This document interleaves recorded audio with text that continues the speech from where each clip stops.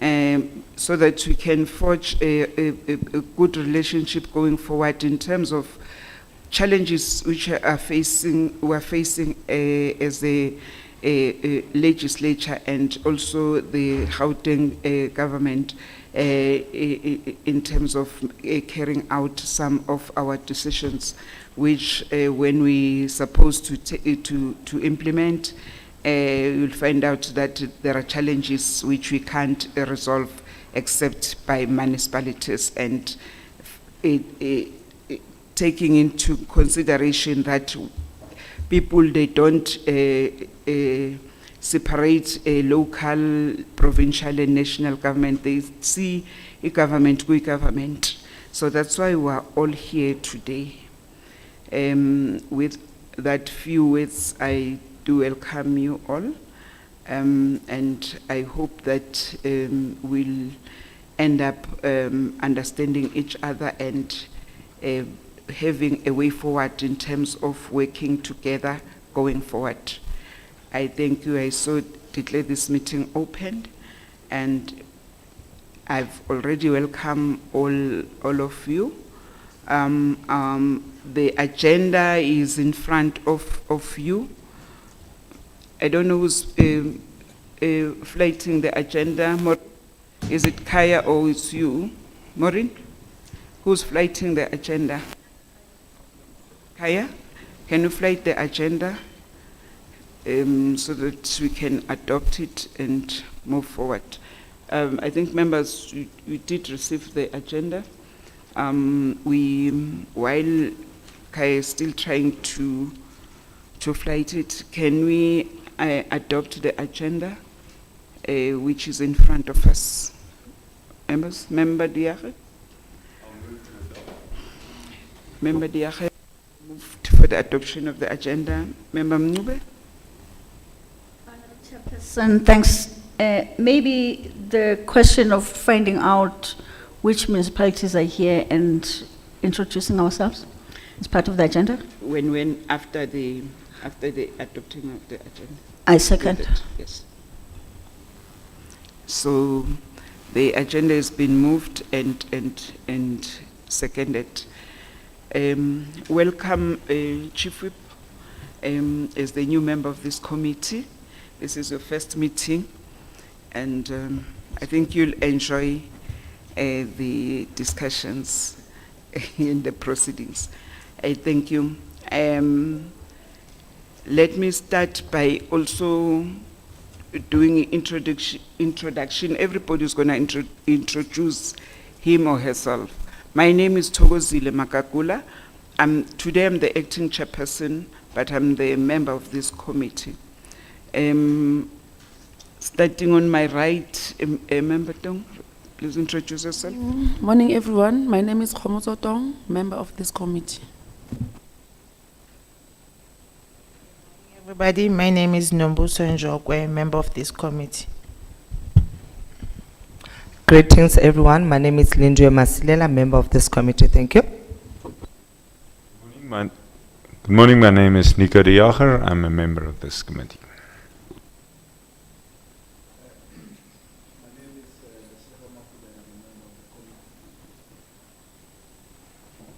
Morning, everybody. I am Honorable Mncube, a member of this committee. Thank you.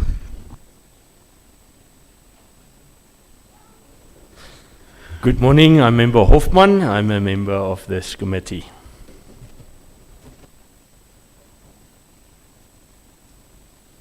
The department.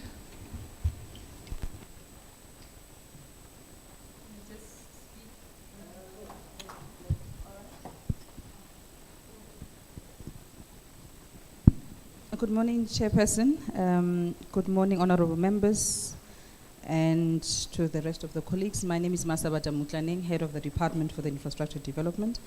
We did submit an apology on behalf of the department, being the member of the Executive Council, which is MEC. I hope you do have it in front of you, ma'am. But also just a thought to indicate, as today is the deadline for payments in the provincial government, as the financial year is coming to an end, between 12 and 12:30, I will just be going out. I just need to meet with the Department of Health as we're finalizing some few issues. But the team is here and I'm here until we complete. Thank you. Honorable Chairperson and honorable members of the Portfolio Committee and colleagues, good morning. My name is Maguna Slepe. I'm the DDG in the Department of Infrastructure Development. Good morning, Honorable Chair and honorable members. My name is Love Mochauke from the MEC office.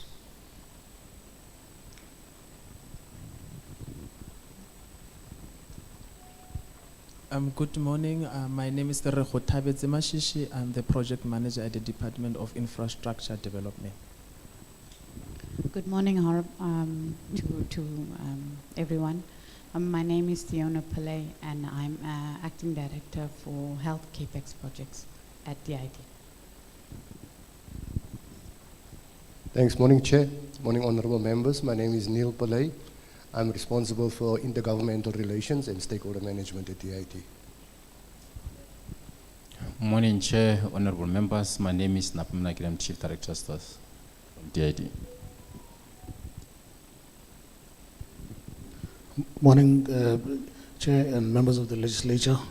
My name is Alfred Ntlapo. I am Director External Communications at DID. Thank you.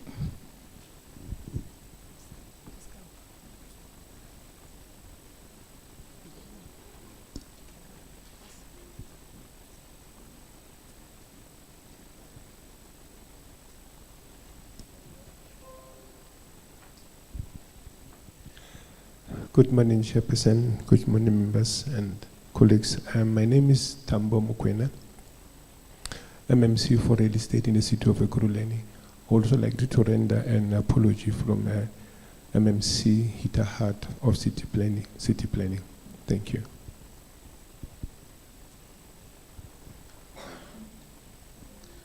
Morning, Chair and leadership. My name is Godfrey Rakivani.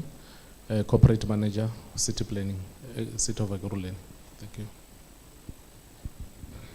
Good morning to the Portfolio Committee and colleagues. Ke Palesa Zita, Head of Department, City Planning Department with the MMC from Ekurhuleni. Thank you very much. Morning, Chair, and morning, members of the legislature. My name is Shipiwan Kumeleni. I'm the Divisional Head responsible for building control and outdoor advertising in the city of Ekurhuleni. Thank you.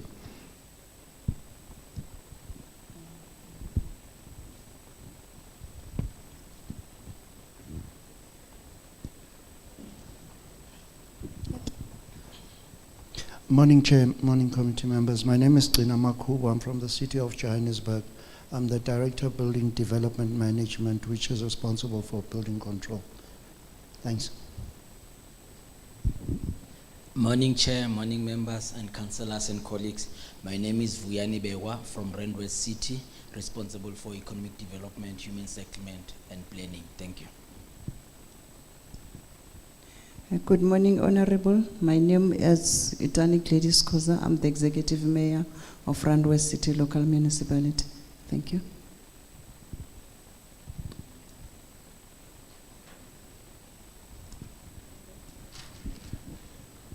Thank you. Good morning, Chairperson and the entire committee, councillors here, executive mayors. My name is Piello Mullo. I'm from Lesedi Local Municipality. I'm currently the acting HOD, responsible for economic development and planning. Thank you.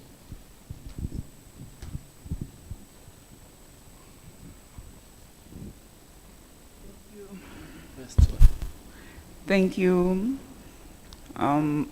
Yeah, a warm welcome to all municipalities represented here. Welcome, Mayor, Executive Mayor, MMC. I think Ekurhuleni, you have brought all your units, and that would be nice. Where's Tanya? So, can we move forward? Can we move to the next item, that is apologies.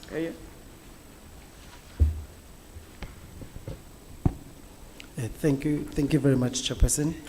Chairperson, we do have a few apologies this morning, with the first being the one that has been tabled by the HOD for the Department of Infrastructure Development with regards to the Honorable MEC Maile. And Chair, the second apology that we do have is from the Honorable Member, is from the Councillor, the Lesedi Local Government Executive Mayor, Mluleki Nkosi, who will not be able to honor today's meeting due to, as the chairperson of the SAGA working group, the Executive Mayor is attending the SAGA Local Government Environment in Daba that is currently underway. And he has delegated MMC for Human Settlement, Local Government, Local Economic Development and Planning, Councillor Themba Motsepe, to represent the municipality. The MMC will be accompanied by the acting acting executive manager for the department, Mr. Piello Mullo. And Chair, the next apology is from the MMC Mkina, represent from the COJ. Who's unable to attend the meeting due to a long-standing commitment. However, he will be represented by Director Makubu, who has introduced himself. Chair, the next one is from the CDBang Executive Mayor, Councillor Lerato Maloka, as well as Councillor Komuesera. The MMC for Development, Planning and Human Settlements. They both will be unable to attend due to prior commitments.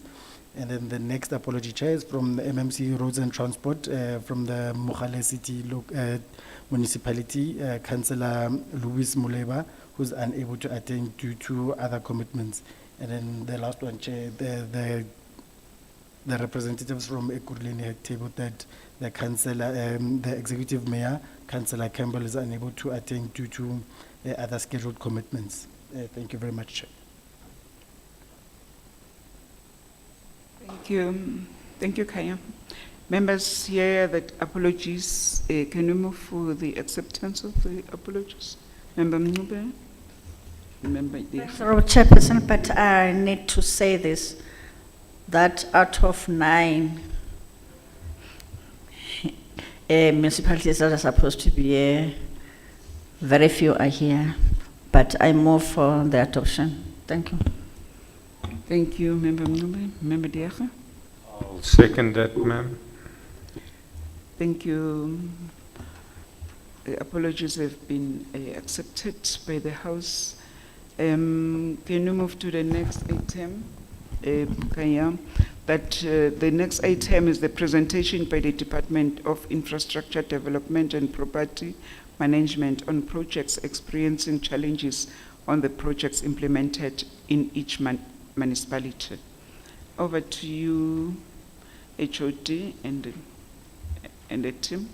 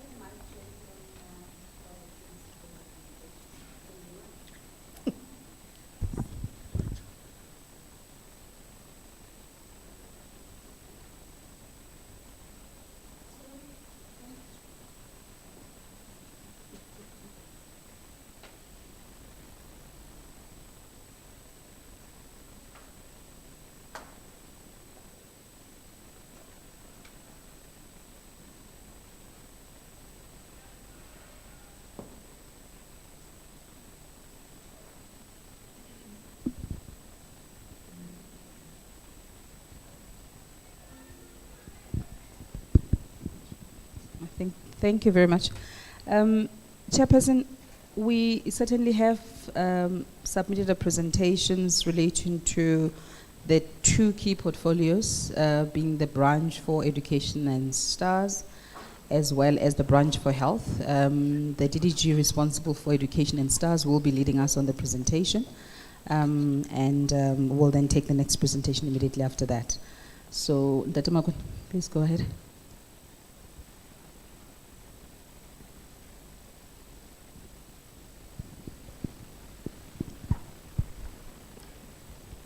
Thank you, HOD, and good morning once more. Basically, the presentation is to appraise the portfolio committee on projects that DID is carrying out that in the main it focuses on projects that have got challenges. We would be aware that our value chain cuts across, or it has dependencies that cut across the 3 spheres of government. And then as well, there are instances where there are dependencies with private sector stakeholders. So with regard to this, we'll be presenting projects that in the main, we focus on the projects that have got some municipal challenges. But as well, we just want to appraise on some of the factors that are part of the portfolio, like projects that we intend to complete in the coming financial year or before the end of, before the 30th of March 2024, which basically will be the end of the term. And with regard to the portfolio that we're managing under Education and Stars, we have, in terms of the infrastructure portfolio, we have expenditure as it outlined here, and which is highly dependent on what will be happening between now and the end of the month in terms of the processes that are being carried out now. With the budget that we have with Department of Education, the adjusted budget is at 684 million, and expenditure is sitting at 731 million, which puts it at 107 million. But with in terms of that, the arrangement that we have is that they've requested that, they've indicated they received additional funding from National, which basically requires us that, which enables us to cater for a lot of things which were not necessarily adequately catered for. Hence, we have space to go beyond that 100%. So it doesn't result in any over expenditure complications, because it is part of a bigger pool of the fund allocation for infrastructure. And then with regard to health, we've got 690 million, and the expenditure is sitting at 433, and it is at 63%. And then with STARS, we've got 184 million, the expenditure is sitting at 84, and then we're at 46%. And this basically covers all areas in all municipalities. And maybe as well to talk to the relationship between the budget or expenditure performance and the processes. Every decision process that is part of our value chain, it has implications on how we perform at the end of the year. It has implications on the time it takes to deliver a project. Every stakeholder, whether it is a community member, approving authority, or a department that is a client department, as long as they've got a role to play, or as long as they've got a role that it can impact the project, they are critical to the value chain, and they've got implications for that performance.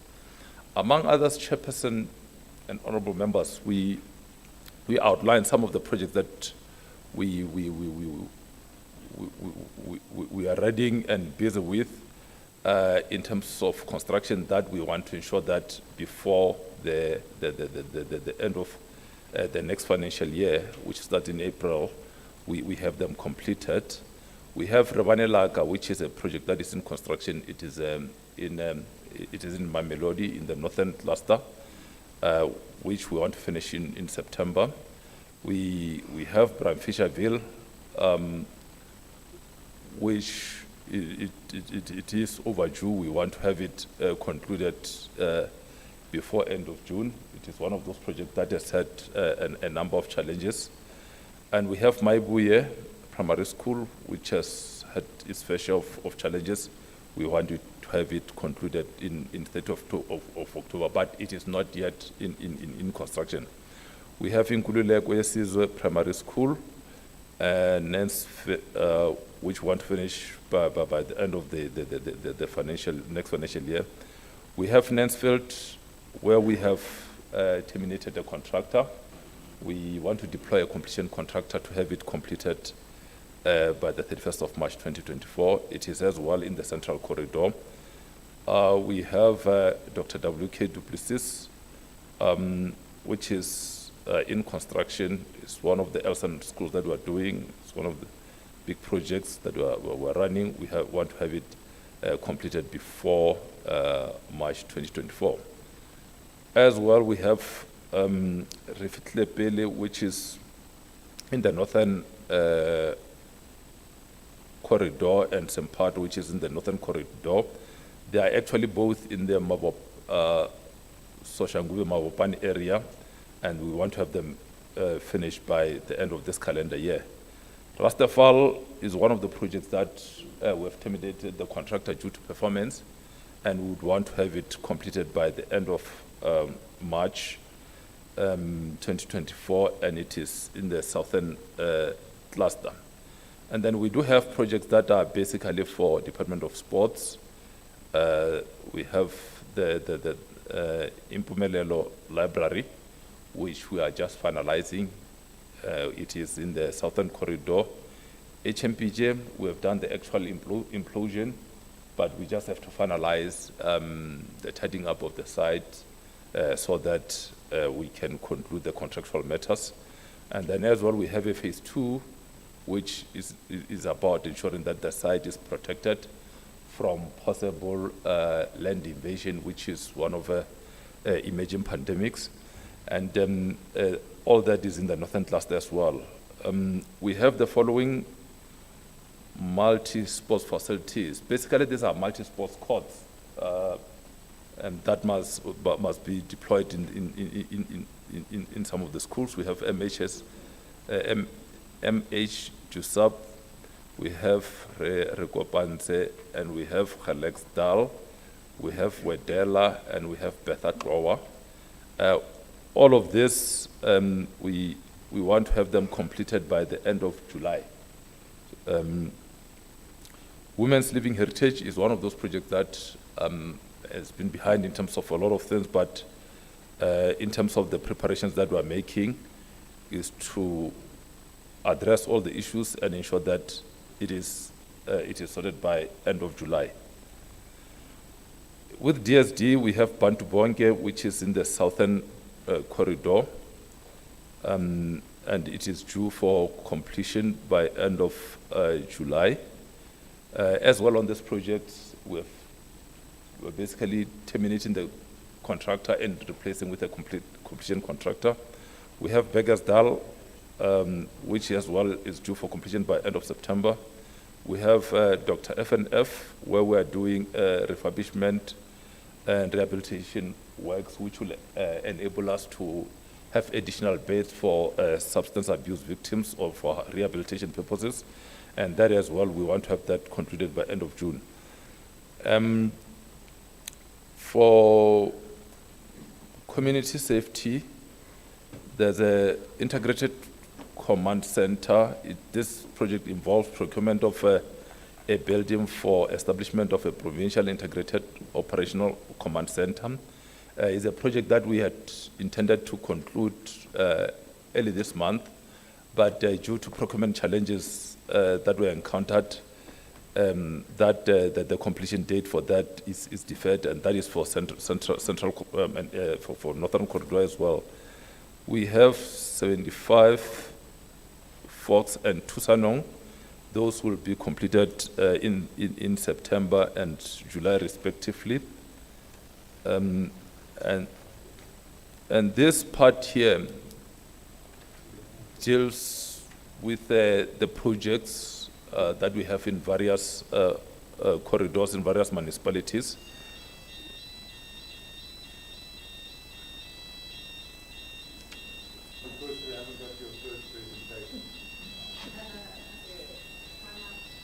I'm just worried that I hope he doesn't expect that we must be evacuated. Chair, can I proceed? Thank you. We have a total of 10 projects in the City of Joburg corridor that have got issues that need attention. And I must just indicate this does not represent a total portfolio that we're doing for education, but are just projects that we are dealing with here. For education, we've got, I think, it's a portfolio of 244 projects that we're implementing. It is those projects as listed, and Ekurhuleni we've got a total of 3 that have got issues, and then City of Tshwane we've got 6, Mfuleni, living areas we've got 3, and then Mogale City we've got 1. Now here I'm going to go into the details of this project. Ahatuto is a project that is at concept stage.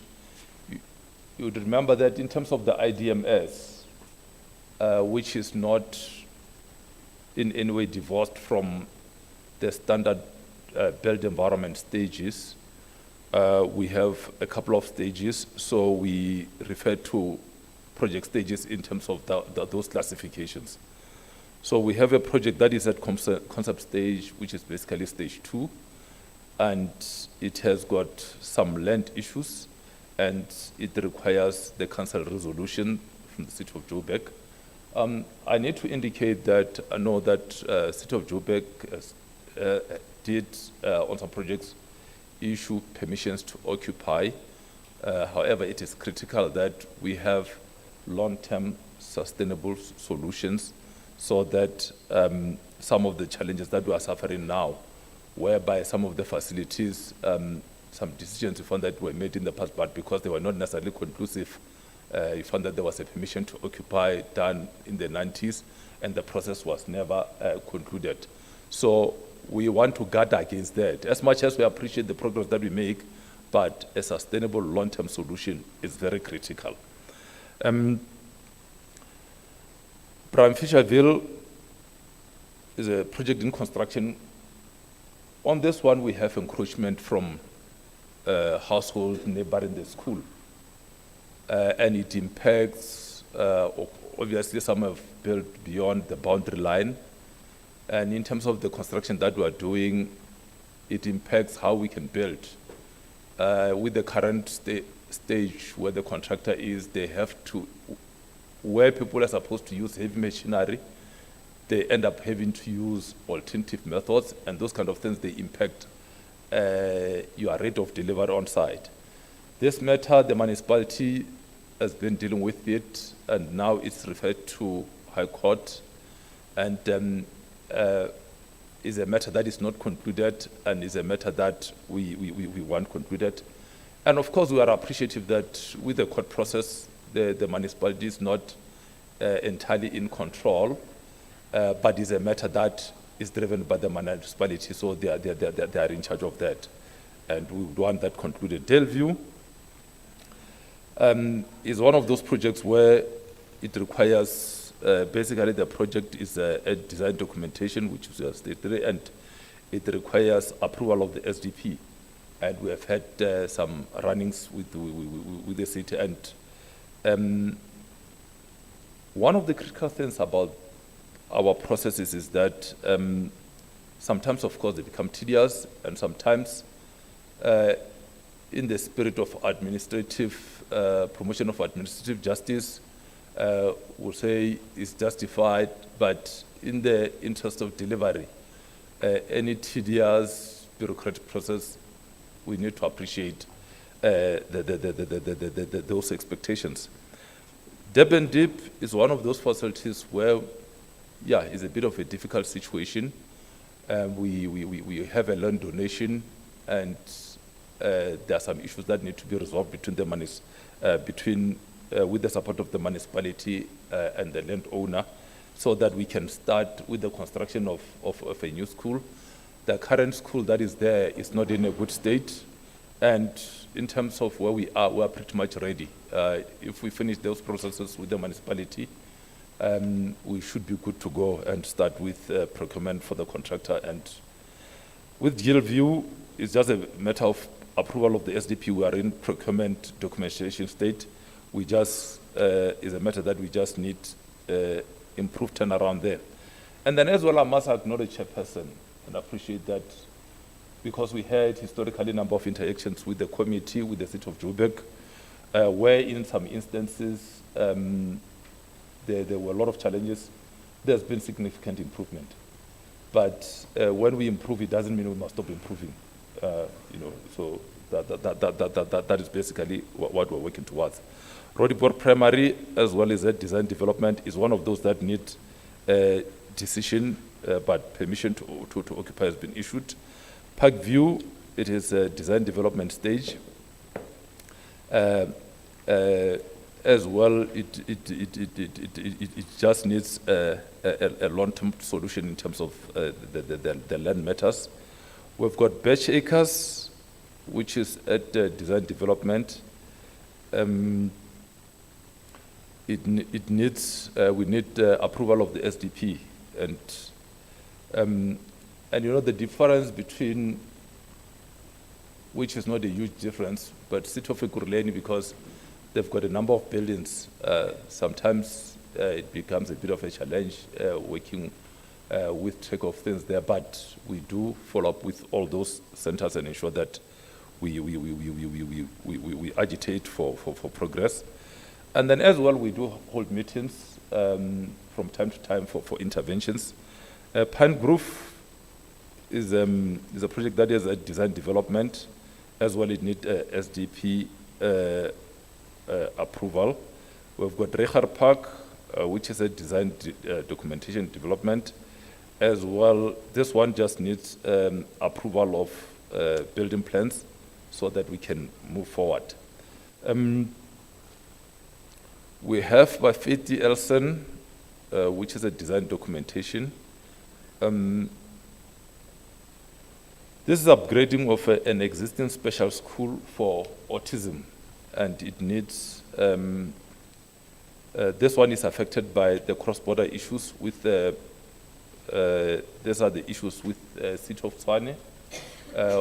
This has been a very protracted process, and it denies those communities of opportunities of any investment by the provincial government. So we need to have those issues concluded. Mapenani is as well is impacted by the cross-border issues. Refitlile Primary School is as well affected by the cross-border issues. We have Zakwatabo. This one has got land, some land issues that need to be concluded, and there are updates, but this matter is in terms of our IGR forums, both technical and at the level of the principals. These issues they get ventilated. We've got Marotola, which basically we have some land issues that we are dealing with there that need that support to conclusion. We've got Itireleng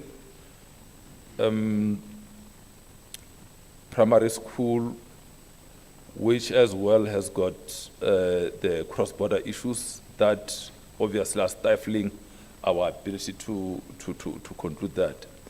And then as well, we've got Itireleng School for the severely mentally handicapped. I think if I'm not mistaken, I might have mentioned possibly this is the third Itireleng. And this is a project that is at initiation stage, and we do need, this one is more of an issue of the Land Department where we must finalize an ably mandate to conclude some of the procurement issues.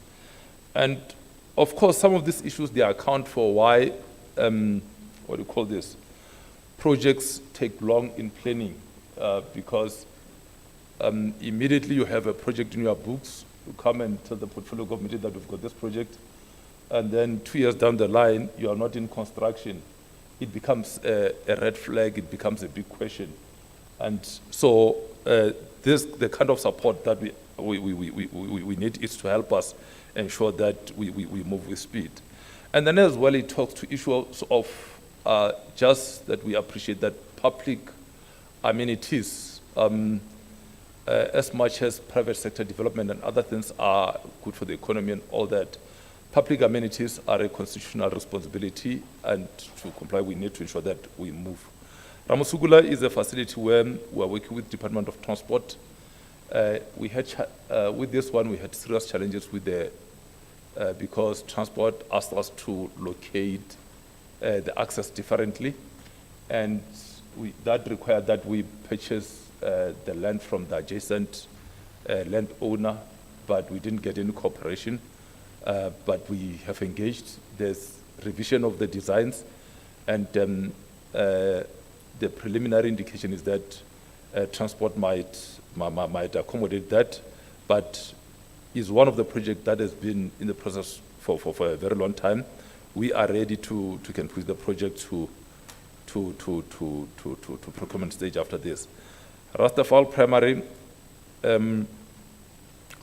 currently where things are with these two projects, there's Rastafal Primary and there's Rastafal Secondary. It's a combined school. It's built of prefab structures. We've started with the construction of Rastafal Secondary, and then now we want to do a total replacement of the primary as well. So it has those dependencies in terms of issues of land consolidation, project decisions that must be made at the municipality level. The process need to be, is one of those processes that need to be energized in terms of those land consolidations. There's Frikimeya, where we have, there we just have, I think that one has just some issues with, it's mainly to do with the contractors, the issues that we needed support on from in the local space. I think so far we have made progress in that regard. I'll go to the projects for stars, which we have 5 in Sidibeng, we have City of Tshwane 1, we have 1 in City of Ekurhuleni, we have Beggersdal, Western project, and we have City of Joburg. And then on Bantu Bonken is a matter that we've been dealing with the municipality, and of course the municipality did come to the party. There's a land procurement and transfer issues involving local community structure, and is a matter that is still in the process, and it needs the rezonings that involve the municipal process. We part on socially integrated and Sharpeville, aged daycare and ECD facilities. It's more of an integrated facility that we need to deal with. There's issues of land with the municipality. On both of them, we are facing the same kind of situations. And these processes, if they're not concluded, we won't enter a stage where we can make progress in terms of delivery of these projects. Ratanda as well, this one involved the National Department of Public Works. There's been a lot of follow-ups on this, but the process is quite tedious. If the process is concluded, we're ready to move to conclusion.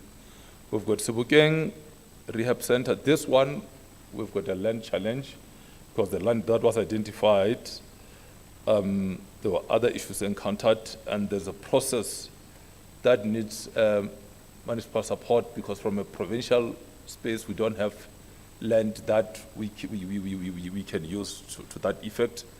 We've got the Oltasi Sulu. Is an old facility, and this is one of those facilities that have got anomalies. You know, some of those records that I was talking about, where in terms of the records, it shows when you go to the title, it would show that it is registered under Ekurhuleni, so and it is in Soweto. It is one of those issues of the records being disfigured for whatever reason. So we had to start by normalizing that, and all these things are processes because you know the process that we follow with the municipalities, but as well there are technical issues that need decisiveness at municipal level, so that we can take it to another level. I think it is further important that I provide context in some of the facilities. We have a history that long ago some of I mean, I think at provincial level, I think it was applicable even at national level. They were not necessarily compelled to submit drawings to municipalities for approval. And then as a result, when now you want to do a minor change to a facility, in the eyes of the community and the client department, is a minor change. But when you check the records, you find that no, you must start with the whole process. Just to give an example, Chairperson, there's a school called, I think it's North Cliff. We're just supposed to do a simple roof on one of the blocks. We found that the school is not just with the municipality, but worse, it was sitting on 18 pockets of land. Some were provincial, some were national. Now, just that process alone, taking in the region of almost 2 years, it agitates the community and they start not believing that they are being told the truth. But those are some of the challenges that, as we deal with these processes, we try to ensure that we do that cleanup. And then, of course, as well, that put us in loggerheads with the land department because sometimes they think we just want to balloon the scope of a project. And unfortunately, we have to ensure that we solve it once and for all. So that is part of the context of some of these things. And that is as well applicable to all Sisulu. Bekkersdal, there are issues of land, but I'm made to believe that there's progress that is being made with the municipality, and is that particular process have to be concluded so that we can move forward and have consolidation process concluded. Our process sometimes, even when they are presented in one line, the activities involved are not necessarily one line. So it always requires that we pay attention to a lot of detail. Garangwar Aravilo Child Youth Care Center is a facility that we have completed in a facility that follows the same explanation context that I was sharing. It is in Garangua. It is standing. It is affected by the cross-border issues. It's a matter that requires that support from the municipality so that we can just start using the facility. And these cross-border matters, Chairperson, are not necessarily just cross-border issues because the story has been evolving. We chase it with Northwest. We deal with Northwest. We think we are done. The city tells us, no, these properties are under the ownership of the city. Get the city to help, but the process is very tedious. So we're not moving at the speed that we're supposed to move, and it makes all of us look very bad. Tembisa Rehab Center, as well, it has got those land issues and the matters that we're dealing with the municipalities, but we've been dealing with this for some time. We need to get to conclusion. And you would note that a number of these facilities are very critical for some of the issues that we are dealing with. When you talk about the rehab, we know that the kind of challenges that we have in the communities right now, those become very critical. That will be all in terms of education and stars, and I think there's part for health as well.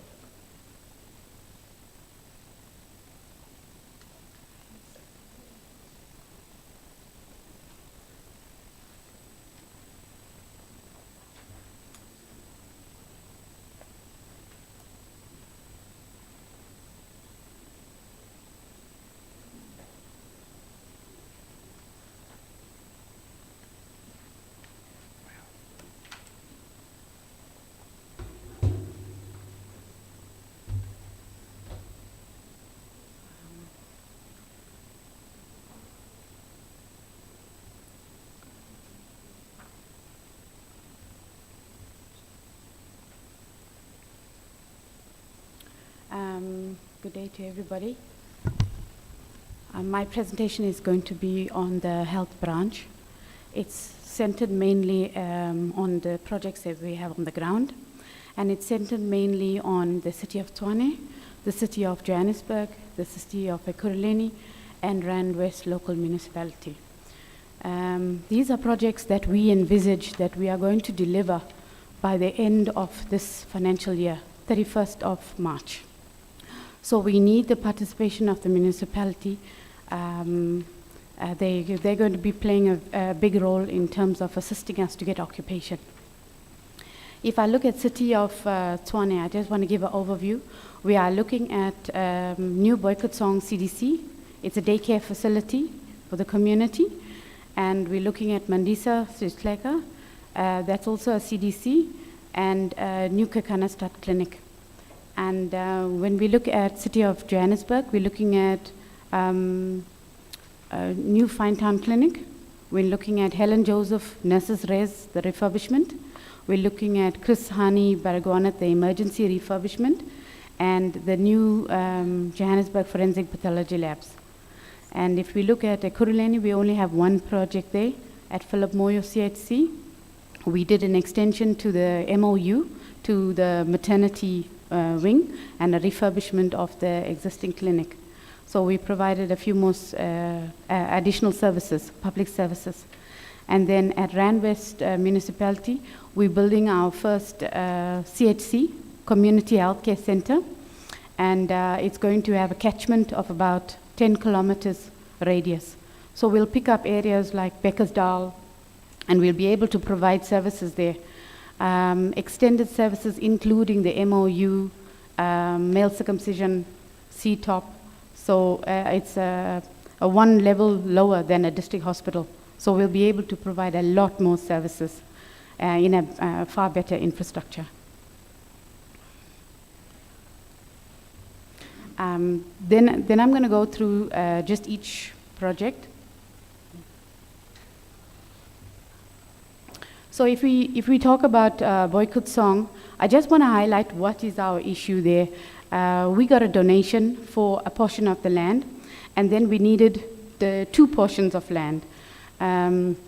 We weren't aware at the time that we in fact needed a services report. So, and we were in the process of transferring the property. And what happened was during transfer of the property, we have a stumbling block in terms of the donation of the land, where part of the conditions of the donation of the land is that we have to develop a park. So what do we require from the municipality? We want them to re-look at how we can execute this condition in terms of increasing the bulk services contribution, because we will not really, there isn't really a mechanism for us to develop a park on behalf of the municipality. We can increase the bulk contribution and we can contribute to the development that way. So we want them to either reconsider or give us a mechanism of how can we conclude on this. The other issue on the Boykotsong CDC is that we have an issue with the bulk supply, our power bulk supply. So what we've done is we've tried to augment the the energy supply with using generators, plus also the the solar factor. So we're going to increase our power supply by adding solar panels. We've got an agreement with the Department of Health. Because it's a daycare facility, we won't be needing power at night, and we don't really use a lot of, we don't pull a lot of energy in terms of having to supply hot water and stuff like that. So that is very achievable, and we've got an agreement with them. So there again, we are looking at, because that project is at about 95% complete, so we are actually looking for City of Tshwane to come and assist us in terms of giving us a temporary occupation, and then also assisting us. We want to comply with the requirements of the deed of sale, but we need a mechanism.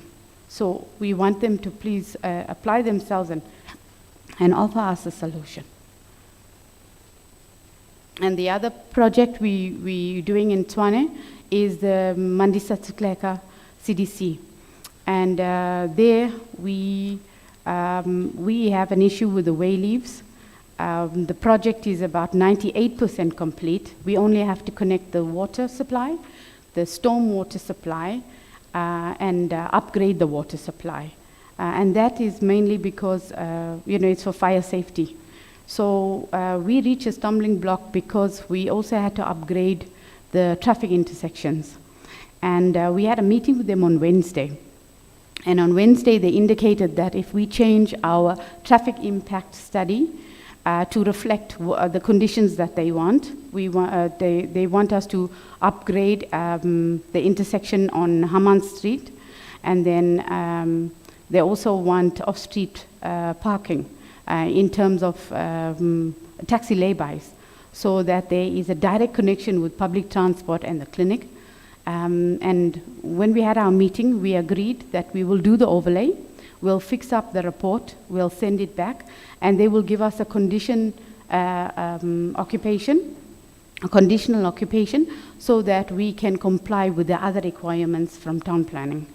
So at the moment, we've arranged to meet with them on Monday with all of the revised documentation that they've asked us. We've had continuous meetings with City of Tshwane, so there is a dialogue, so we are very happy for that. We are very grateful for that. Thank you. And then Kakanastad Clinic, it's a peri-urban area. It sits just outside Tshwane Metropolitan. It's part of the tribal land. When we first started this clinic, we approached the chief, and the chief gave us permission, but we were unaware that there was a claim on the land. So last week, we met with the PSC, and the PSC advised us that the chief just needs a little bit more time to actually go through what is the request, and then he'll come back to us. So I'm saying that most probably by next week we will have some outcomes as to how to progress, how to move forward. Where would we be going forward? Sorry, just in terms of Kakanastad, what are we requesting from City of Tshwane? We want them to assist us with the submission and compliance of the building. Because it's not part of the tribal land, we have not been able to engage City of Tshwane. And we were not able to move forward in terms of compliance. So all the compliance that we've done is all internally, meaning that we've got a practical completion on that project based on the fact that all the consultants working on the project agree that it is fit for habitation and fit for purpose.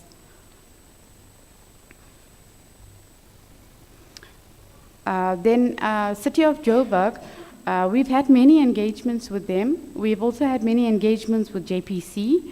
We've received a power of attorney from them, and we are in the process of submitting the application for town planning, and we are in the process of, we've submitted the drawings, the plans. We are waiting some kind of feedback from them. We haven't paid as yet, but we're waiting for feedback from them. And in this project, it's 98% complete. I was there myself. I had a look at it. It's got commissioned water, electricity, HVAC, air conditioning. It's got all its health technology equipment. The only thing we don't have is an occupation certificate. And what are we asking for? We want a temporary occupation so that we can occupy the building and then satisfy the requirements, because it is fit for purpose and we can occupy. In terms of Helen Joseph, at the city, Helen Joseph Hospital and the nurses refurbishment, we are currently concluding that contract, and we are in the process of complying, meaning that we're in the process of submitting all the documentation to the municipality. The same with the Krisani Bara, the emergency refurbishment. We finished most of the work there.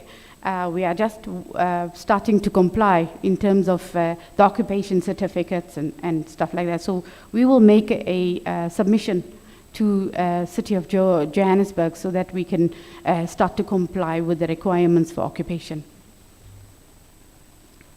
Then in terms of Johannesburg pathology, it's the same situation. We are currently about 80% complete on that project, and we are looking to make a submission for compliance.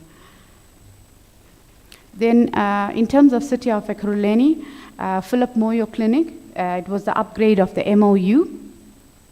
So we had a meeting yesterday with the, the management of the clinic. We had an inspection. There were some minor requirements from Ekurhuleni. They've listed it to us, they've given it to us in a referral, and they've asked first for a commitment. We made an arrangement to have a meeting today. So the PSC chairperson is meeting with City of Ekurhuleni. We want to clarify what exactly is the wording for the undertaking, and then they said to us that as long as we give them a time frame, they will be able to assist us with the occupation certificate, and we will be able to open that MOU facility. Then with Randwest Municipality, we've got Randfontein CHC. That CHC, we've programmed that we are going to complete it in the next 6 months. And currently we are looking at receiving the deed of donation. It's taken some time, there's some delays, so we're not sure. We'd like if people can fast track that for us, if Randwest can assist us with that. Thank you. Thank you. Thank you. I think we are done.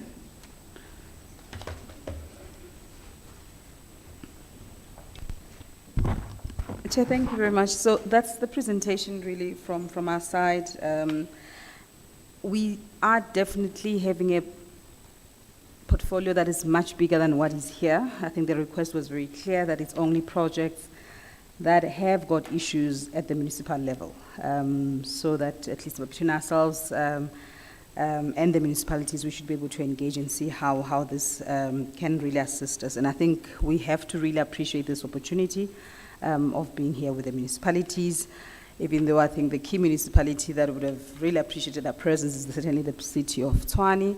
But we have been engaging. We've written letters as part of the IGR engagements. You have also requested that we must provide annexures to yourselves, which we've included in the various annexures. It's proof to say that we have been doing our best to see how we can unlock most of these projects. But thank you very much, Chair. We are here to engage on the reports. Thanks.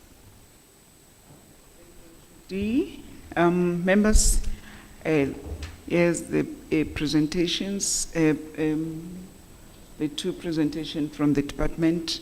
Can we engage on it then, so that we can also move on to the municipalities? Member Marcel, is your hand up? Member Tong, Member Masilela, Member Diache, Member Mnube, Member Makubel. And that out.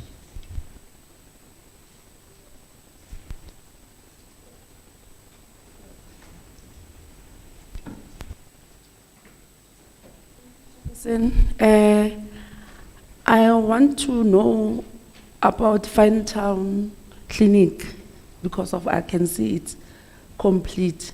When are they going to open it? And again, I don't see, there's a clinic at Protea, not Protea, it's Ward 14, Naledi Extension 2.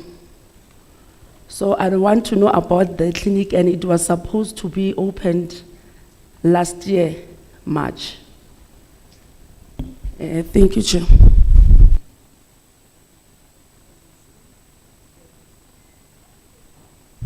Thank you, Chairperson. Chairperson, I would like to ask about the following schools. Devon Deep, according to the notes here, it speaks that it will be complete on the 31st of March. We went for an oversight there. It's only trees, nothing, even a foundation. And what saddens us is that grade R, there are 80 learners in a class which are doing rotational learning. So can we at least get a sense of what's really happening, because your report and what is happening on site, it doesn't tally. Bram Fisher as well. It was supposed to be opened. And here in your report, you speak about 75% to 80%, which I'm here to tell you that even on the first phase, 60% is not yet done. The school's supposed to be opened. Even the new timelines of August, it's a fallacy to us, because the basins of the school, poor workmanship, it's terrible. Ceiling already collapsing before we can even open the school. Basins are broken before you can even open the school. Second phase is actually a construction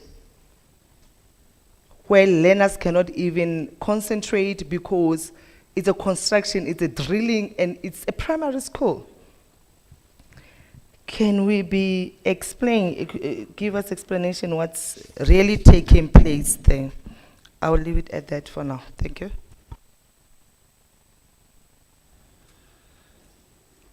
Thank you, Chair. Can I? Chair, thank you. The presenter, sorry, sir, I did not get your name. But the presenter in his presentation spoke about denying opportunities to learners, as if the municipalities are doing something wrong. Now, the reality is that as much as we are denying learners opportunities, or you are denying opportunities to learners, it is not the municipalities. Because in our experience is that when you cannot submit a building plan, and I'm surprised that you have not got Noktula Primary School on here, or Noktula School. That's a school that you started work on in 2016, 2015, and there's been no building plan approval. My question is, and this continuously happens, why are the department, or how can the department be continuing with work without something like a building plan approval, without the EIA being done where it's necessary? And then when we come back, because the municipalities are not in the meetings, the first thing we blame is, oh, the municipalities must accelerate. Municipalities mustn't accelerate. We need proper project planning, which the departments have failed on time and time again. We need to stick to timelines, which the department is continuously failing. We need to get proper oversight reports, which the department is failing. We went to Lesedi a couple of months ago. Members, you'll remember, those of you that went, what we saw at the Vereniging Hospital. I can't remember all the names. But the hospital that started was part of the COVID. The hospital was fast-tracked, accelerated. It is not much higher than window sills, no roof, it's completely abandoned. It's 120 million rand down the drain. That item is not even on this report. Johan Haynes Hospital. And when you look at Frikkie Meyer, I think the department, you should be hanging your head in shame. Children are being exposed to running around a building site, gutted buildings, etc., and the department is not even on, or the project contractors are not even on site. The school administration hall, administration block is being housed in the hall. The department has never even been there. The project managers were supposed to meet us on site when we do these oversight, and we had it again last week, Chair, We had an appointment with the department to meet us on site, and this is not as part of these projects, but just to give you an impression or an idea of what we're dealing with. Nobody from the department showed up. Nobody. We got there, instead, we had people taking photographs of us as if we're doing something wrong. And this is exactly what the attitude of the department. So, you know, the easiest thing in the world would be for you to tell us municipalities need to fast track, municipalities need to do. I can tell you now, our experience is that the department is not actually coming to the party doing their job. They're not submitting the plans, they're not sticking to timelines. And when you give us a report saying a project is 50 to 75% complete, then the language that I want to use to describe that report cannot be done because it would be called unparliamentary. But Chair, you can imagine what goes through my mind. Either the project is 50% complete or 51%, but you cannot give me a figure of 50 to 75%. 75%, come on, we're not idiots, and we shouldn't be treated like that. These reports are incomplete, especially on the side of the education. It's incomplete, and it gives us absolutely nothing to work on. Lack of coordination between the various sister departments is glaring at us. You cannot tell me that there is, we always hear about, but the education department is not paying us the hospital or whatever. What's the one in the West where we spend 700 million rand and now we can't have access to the hospital because it's the Anglo-Ashanti hospital. All those things should be on this report so we can interrogate and ask you the questions, but it's not in here. Either you don't know or you just try and hide it from us. Jay, this is actually so annoying for me to go through these reports and not seeing what we should be seeing. It's not truthful, and that's a worry. And I think it's disheartening that the department still think that they can fool the committee like that.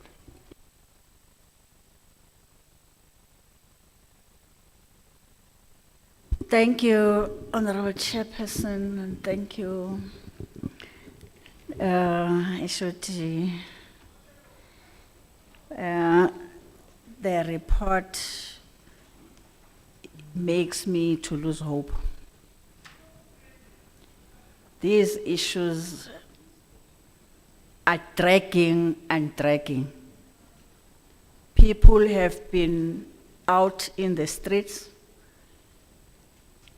learners subjected to danger, walls falling, of the container classes having holes, and community repeatedly raising the matter, stakeholders, SGPs, and the portfolios. I served on this, on education.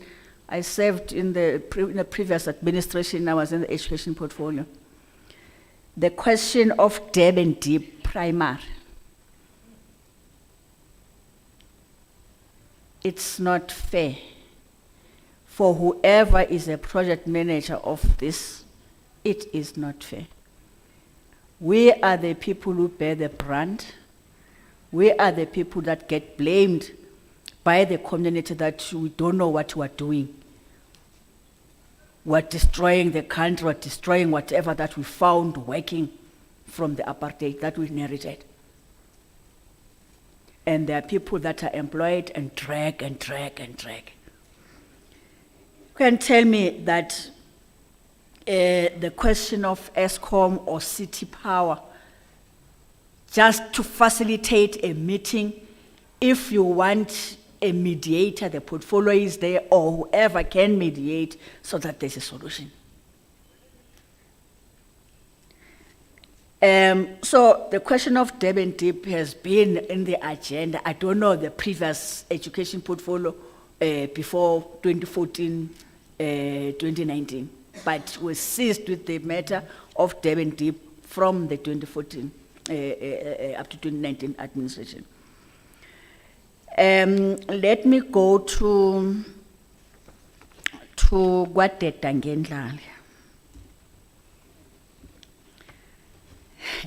This school is separated by a fence. It's the cemetery. Then there's a fence. Then there's a school. There is a road which is called Tabete Road. And that other end of the road is Sivuleleni Primary. You then tell me, when you say what the Tangindlala is sharing a land with another school, what is the name of that school that they're sharing the land? You tell us. Ekaya, it's Echabulani, walk to what the Tangindlala, walk to the cemetery where my father, it's just a stone throw from where my father is buried. It's a wetland, firstly. And secondly, there's a road, there's a school there, Sivuleleni, there's a road, and that other hand, it's Tangindlala. Are you saying across the land of Sivuleleni belongs to Tangindlala, or because it was Sivuleleni first that was built, then Tangindlala, that was the second school, new schools with stairs that was built. Firstly, it was Aurora, then the second beautiful school was Tangindlala. That's where the walls were touching, those walls were dancing, and there were learners there. Their containers, those classes having holes, big holes. And we were repeatedly told, no, DID said the school is being built. We went there after 3 months, after we were being told that the school is being built, we found walls being dancing, and nothing has been done. Last year, if not this year, maybe this year, I don't remember, where the learners refused to go there, and the parents were saying they are not going there. And they were taken to Tladi. It's a distance, a long distance from there to Tladi. And now you are telling us about the problem of the land. And who get blamed about dilly-dallying and make people to be angry. That's why they end up banning and destroying everything, because you promise and promise and promise. If it's a question of the land, I see on Google that there was a selling of the land. I don't know whether it's true or not. But tell us the truth. And then there is a tolling fundo that is not here. It's just been deployed in this constituency, and this problem has been there. Parents, every opening of the schools, the parents are outside, the learners are outside, raising the same thing. It's more than 16 years or so. When I was writing, when I arrived there, I wrote to say, you also found this problem, and it was never resolved. Next year, May, it's an end of another administration. Then it's a continuation of the problem. I saw on the budget, that document, the Treasury MEC for Finance was tabling, and I wanted to see what the tolling fundo. You said stage 1 or stage 3. Don't remember, but somewhere just there. I don't know, Uti, when the school is ready to be built. What is it? And it's not about building. It's not about constructing the classes, because it was supposed to be built up to high, and it just fell flat. So you then tell us what is the meaning of that stage where the school is. Because if it is those minor things that I think it was written there, you are not resolving the problem. Budget has been assigned previous years for the school. and nothing has been happening. Let me go to. We visited Mandisa Shiteka. We visited Mandisa Shiteka last year and Kekana. And we did it again in February. What we were told at Mandisa Shiteka is that the contractor that we found last year belonged to a father of the son that we found this year. So the father died and the son took over. Then there was lull. So what they told us is that on the 31st of March, this clinic will be completed. 31st of March. Today is the 24th. We went to Kekana. Kekana, they vowed that on the 7th of March, it will be finished. It will be completed. I said to them, are you saying when we come here on the 8th of March, this clinic will be complete? They said, yes. Today it is being mentioned. On the question of the tribal land, my previous portfolio was human settlement and COGTA. We have been mediating between the municipality, the tribal land, and up to, because the municipality was saying we can't do anything there because the land has not been transferred from the tribal land to the city so that we do service delivery. We can't help on service delivery because the tribal authority is supposed to be holding an election, and they have not held elections to appoint people that sits in the tribal authority.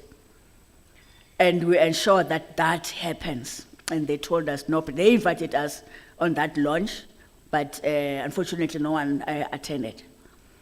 So today you are saying from your side you have not engaged the tribal authority. And the tribal authority, as they told us, is that the Inkos is arguing that he has to be compensated for that land. We don't know from where you are, whether you are aware, maybe that's why the dragging of the feet, we don't know. But what they were complaining to the portfolio was that they are not getting any service, whereas they are residing in Gauteng, whether in tribal land or in municipalities. Why, if they're in Gauteng, they are not serviced? And now this clinic is going to be completed, and until people vandalize it or destroy it or burn it, then maybe someone would be happy if that happens. Because there are houses around, they can't access the clinic. So, who then has been lied to in terms of the 31st of March and the 7th of March? We're told that the municipality says the traffic lights, and we're saying, Aibo, building a clinic, then the municipality is shifting its responsibility of the lights. the robots and wherever because of what, but you are committing. The report now puts in that you're committing to address that. However, there's no timeline, even with this, the negotiations with the tribal authority. I mean, I will propose that, because like I'm saying, the previous portfolio, the portfolio of human settlement and culture was key in terms of mediating on issues like this.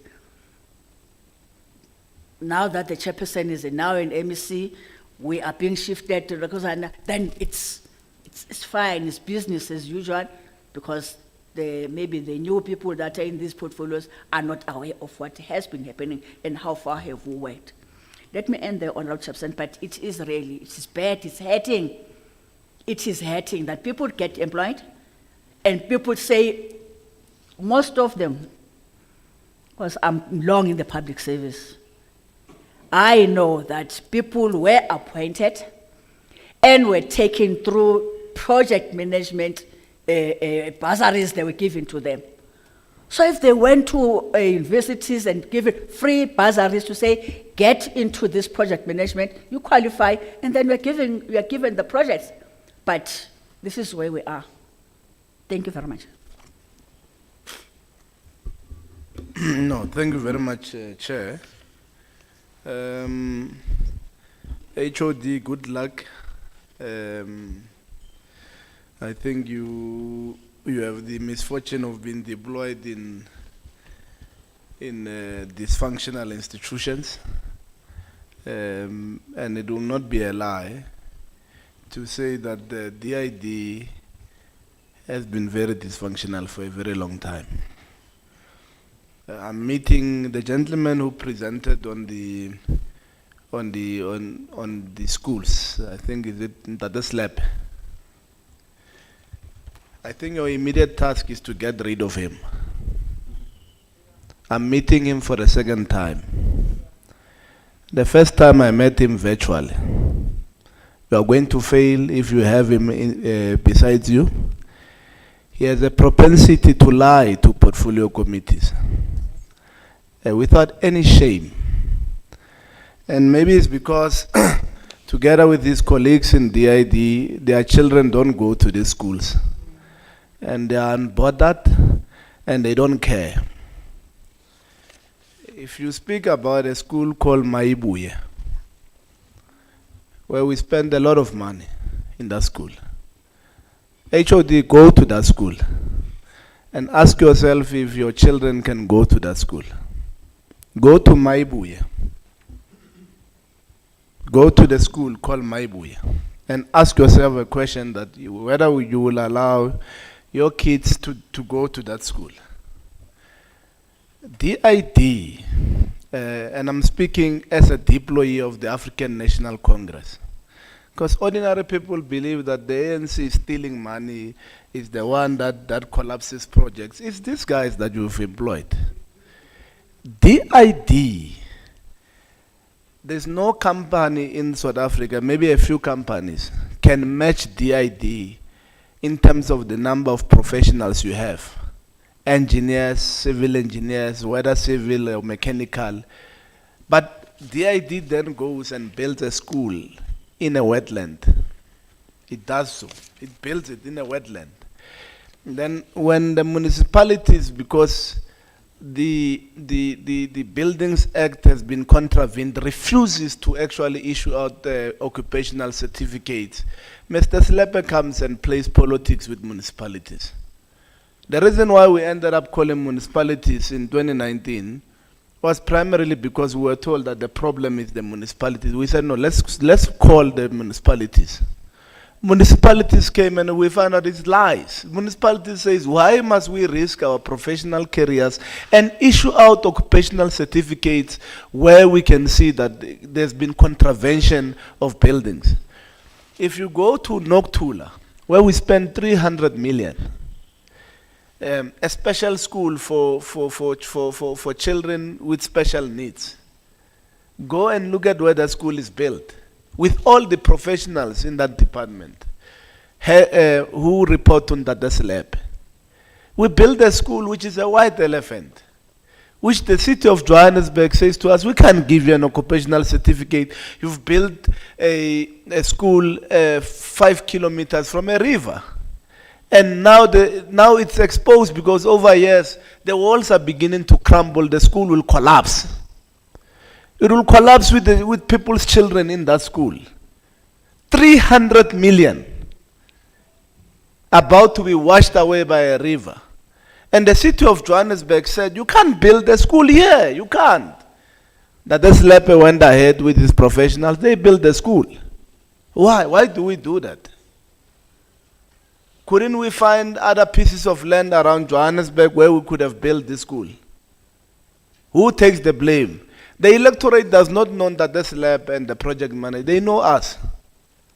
They say, Chief Whip, you built a school there where you were not supposed to build it. They see the premier, they say, no, you built a school where you were not. So they don't know that the Slepe, and that the Slepe sleeps at night and gets his salary together with his professional. And he's still in the employ of the department. I'm shocked he's still here. I'm very shocked this man is still here. Because he represents everything that is repulsive and ugly about public administration. Should not be here. We can't continue to allow this because the ANC formed the Department of Infrastructural Development so that projects can be finished on schedule, on scope, and within the budget and on time. Then you have these people called project managers, HOD. If you are to succeed with your job, you must remove them, those project managers. You will see the variation orders. When we say a project must start within schedule, on time, and within scope, they keep on changing the scope of projects. And that's why the budget increases all the time. Why do you still have them? Some of them have been in those positions for long. If you need to change them and just repurpose them so that they can be receptionists, put them at the reception. Because what they are doing there is actually derailing projects by actually coming to seek variation orders that they cannot even justify, which creates problems for us. If you want to succeed HOD, you need to get rid of these sort of people who are collapsing the department. They operate like a cartel. Well organized, they know how to do these things, delay projects and all sorts of things. And that's why your client departments are beginning to say, we want to implement our own projects. Because they are tired of the bureaucratic red tape. For them, for including service providers, for them to be paid, they need to negotiate their way out. But when they are working, they are not negotiating with anyone. So we need to end this. It doesn't help us. It doesn't help the department deliver projects. So we're asking you, HOD, you need to look into this. I can give you a list of projects. There's a great list of them. I don't have to have served in this portfolio committee to know that there are things which are crumbling. Projects that are left uncompleted, and the excuses that we always receive, we are told about municipalities, or we are told about the 30% cartels. But we are not told about the incompetence of the professionals who are there. It's not even incompetence. I don't know what inspires them to do or to continue to do what they are doing. It cannot continue to happen. It won't happen. That's why the chief whip of the majority party deploys himself to this particular portfolio committee, because we want to see projects moving. We are no longer needing stories, and those who are standing on the way of the project, you must remove them. We will go and argue with them in the courts. That's what we must do, because we cannot negotiate between professionals and our people. Our people give us a mandate to say, in 5 years, we need to do this. When I served as chairperson of the Youth League in Swan, we wrote a statement even March to us, construction side of solidarity. And I was very embarrassed a year later. So the CEO, Dr. Derek Herman, then calls us and says, no, let's have a meeting, let's have a discussion about this project. Because for us, it was quite absurd that you could build a a whites-only university. They explained what the project was about and everything. This is 2019. And he said to us, in 2020 August, I still have the video, I wish I could play it. He said, in 2020 August, we will have completed building this university. I said, it's not possible. 2020 August, whether there was COVID, no COVID, that university was built, Soltaire in Swan, built and finished within scope, within schedule, on time, and with less resources. It was complete. And then he called me and said, no, you can invite the premier. I'm calling you for lunch for the unveiling of of this college. They built it bigger than all the hospitals that you are failing to build. So the problem is not in your capacity to be able to execute projects. The problem lies within the bureaucratic red tapes that exist amongst yourself. We are told that no, a number of projects that you presented cannot continue because you are still identifying a site. 2-3 years later, you are looking for a site. 2-3 years later, you are looking for a site. No, the project is delayed. We can't start. We are looking for a site. It's acceptable. They are struggling to find a site to build. How is that possible? When government owns so much land, and if we don't own land, when there are so many willing sellers of the land, where we can start and finish with this project. How can a project be delayed for 2 years at the PSP level? HOD. PSPs hold the project at ransom for 2 years. How is that possible? And if we are to check, are they invoicing? Yeah, they are invoicing. And they are invoicing very nicely. They keep on invoicing, but the project is not even at construction side. No, come on. Come on, let's take our people very seriously. Let's have projects that work. If remove these guys who have been there, HOD, you are a new broom there. Don't be afraid, Shem. Repurpose them. Yeah, repurpose them, take them somewhere else. Just repurpose, remove, change them around, and put people who are willing to work. Because with the current people like Ntateslep and the project, and I wanted to tell him this because I told him this virtually so that he can see me in the face in person. With those people and those projects, we are not going to go anywhere. I am looking at the amount of projects that are still outstanding. If you have those people, you are not going to move. I'm telling you. I wish the MEC was here, and I'll have a meeting with the MEC. To say I'm shocked, the very same hindrances of projects are still there. They're not even, the DA, at least they know when you mess up, you resign. The mayors, 5 mayors resign. They know we messed up, they resign quick. These ones, they stay. They are not even afraid. There are no repercussions. There's no consequence management. They just stay, we're saying here. Until pension comes and so forth, then they die, they become stubborn ancestors. We can't allow this thing to continue to happen. It can't happen, HOD. And we need these projects to start moving. We need to start turning Gauteng into a construction site and cutting ribbons. But we are not going to cut ribbons with the old people that you have. The people that you have there are not going to help you cut ribbons. Thanks. Thank you, members. Member Hoffman, you're welcome. Thank you, Madam Chair. Let's Sorry, see you I in the did not raise my hand adequately. I just want to give my 2 cents as well. Project management is a discipline. And if you have people that is not disciplined, you will not have a running project. I myself finished numerous building projects. I know what it entails and what needs to be done. But as I'm sitting here and I see the presentation and I listen to the presenters, I don't think that they know what needs to be done. The identifying of land and the land acquisitions and stuff like that, then you get a property that's got other houses on. How did they start building it, and then when they wanted to put up the fence, then they only realized that there's other houses on it? How did you measure your site development plan and your buildings on it? The timelines, there's no timelines in here to say, you know, this is when we started, this is when we're going to finish, and this is during the planning process what we've done. And you know, if you want to be taken seriously, and this department is going to be the result of politicians hanging from poles, I promise you. If you think the French Revolution was something to write home about, you're going to see it in South Africa. This department is one of the causes of politicians going to hang from poles.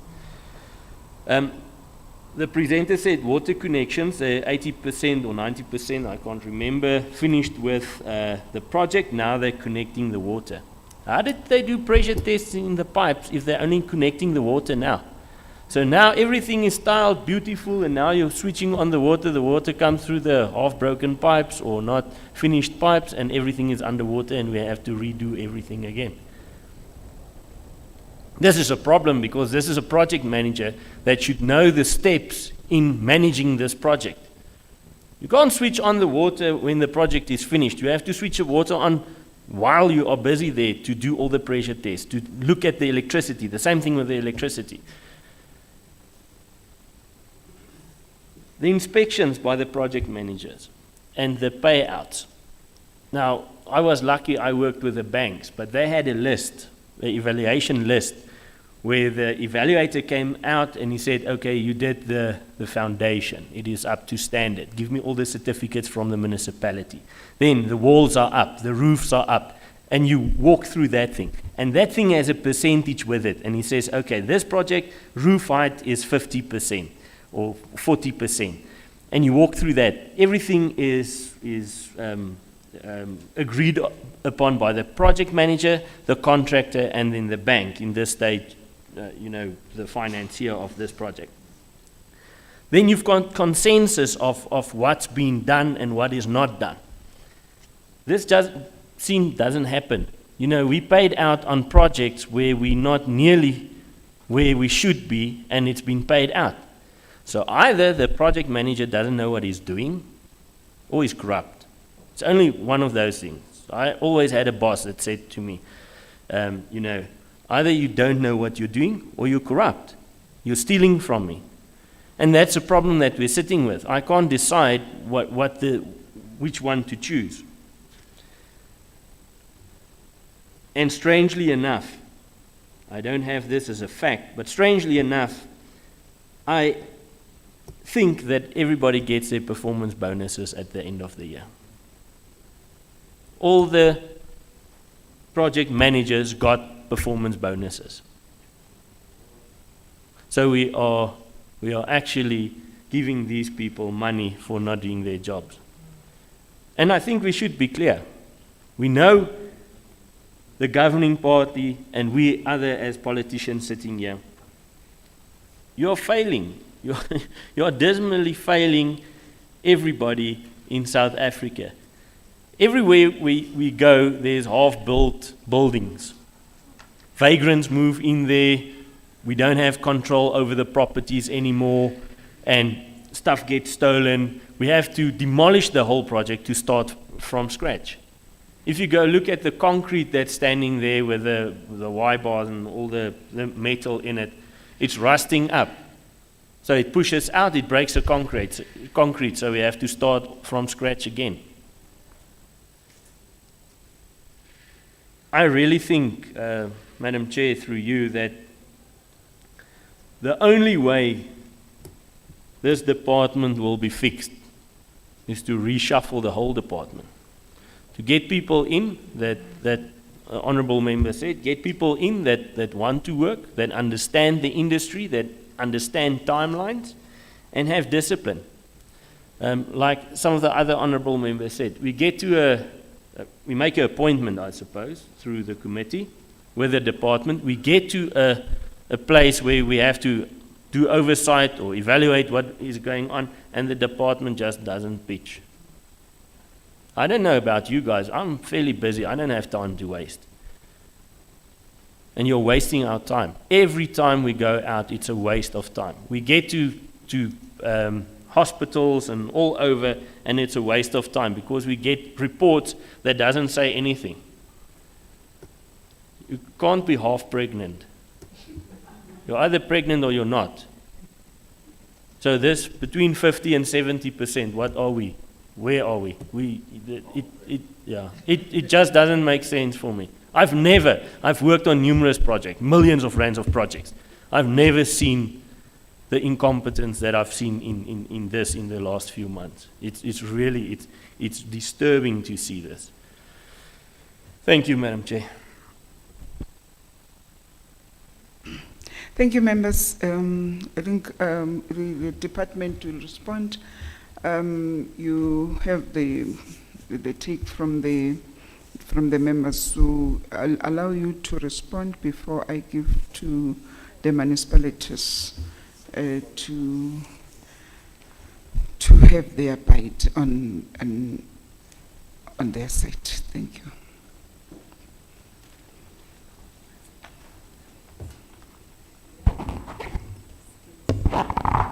Thank you very much, Chair and the honorable members. And certainly not a pleasing comment from each and every one of you.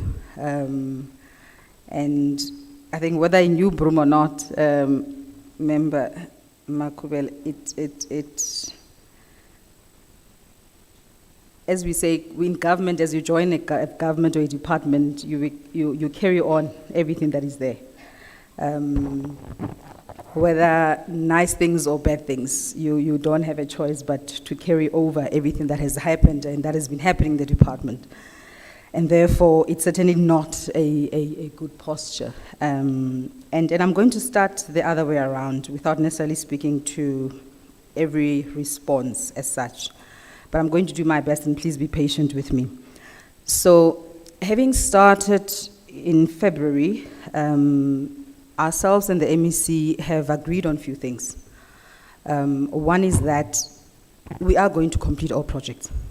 So by the end of the 31st of March 2024, all projects that we are supposed to do, we are going to complete. And I want you can record me at this point in time. We are going to complete those projects. One, how do we do it? We have realized that there are systematic issues in the department. And key to it certainly involve the issues of staffing.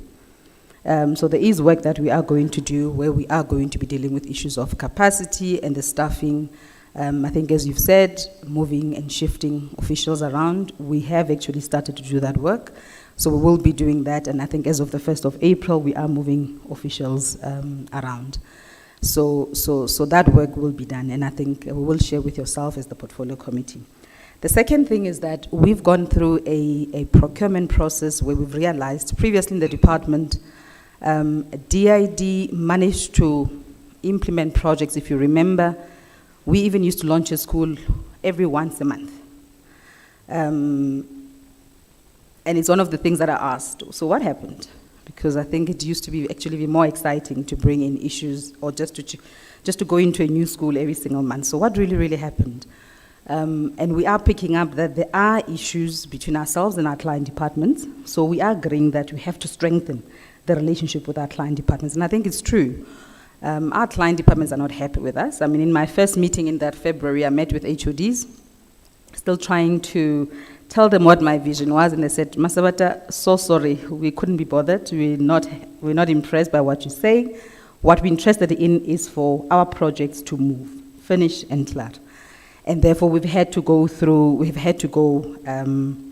the drawing boards. And in doing that, we've put together a plan where every single month we are going to be handing over schools, we are going to be handing over facilities across all our portfolio. And we're not only doing it because we just want to keep our client happy, but it's because that's the reason why we exist as a department.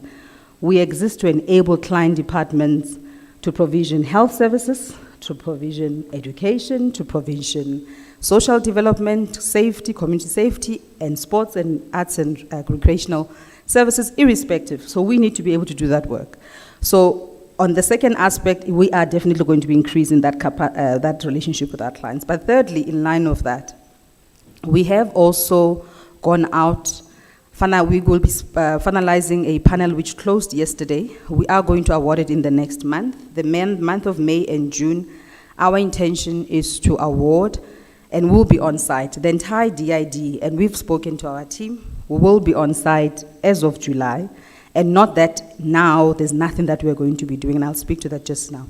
But on the new projects that we are going to be issuing, we will be going out on site to the extent that we are going to be monitoring our projects online, because there was a time in the department where we established what we refer to as the Lusinga Nev Center.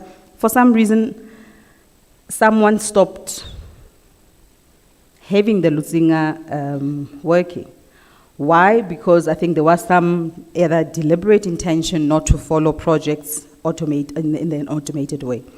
So we've instructed all the team, we've gone through the workshop in the last 2-3 weeks. All the projects have been uploaded on the system, and we will be monitoring those projects. We had a challenge in the department where we didn't even have a generator ourselves, but we're finalizing that by end of this month, we are all going back to office.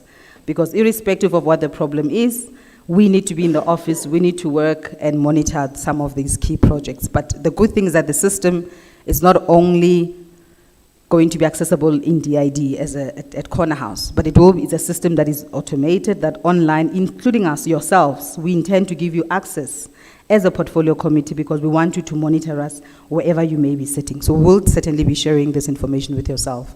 The same way in which we will be sharing this information with our client departments, or what we refer to now as our sister departments.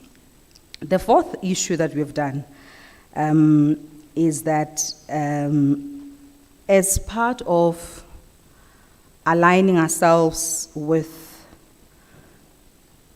the targets that we've set ourselves, myself and the MEC, we're starting to have meetings with our client departments. In fact, that started even last year, I think October, since it's come back just to understand really what the problems have been.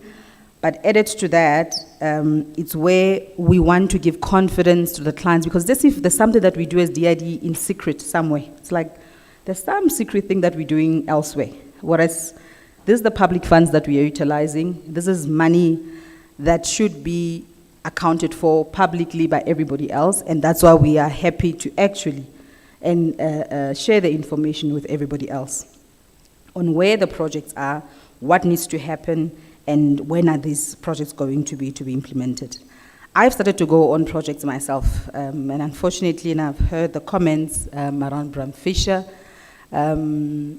which you have spoken to Member Fuchs. We are supposed to be meeting with him this week, but we've had to change because of the deadlines of the payments, but we are going next week with Member Fuchs, just on site, just to deal with issues of Bram Fisher. But in any case, those have been issues that have been raised to myself by the Premier, to say we need to finalize some of these key projects that we've outlined. Now, the commitment that we are making to yourselves is that the environment definitely has to change. We cannot go on the way in which we have been going on as a department. The credibility of government, certainly it is in our responsibility, but we've also noted another issue, which is that our own service providers have also not been assisting. We appoint PSPs on behalf of DID, we appoint contractors on behalf of DID, but it's as if we are ultimately then controlled by the service providers. We don't seem to have an oversight. To the extent that we always talk about termination, we always talk about blacklisting, but in the bigger scheme of things or in the reality, nothing happens.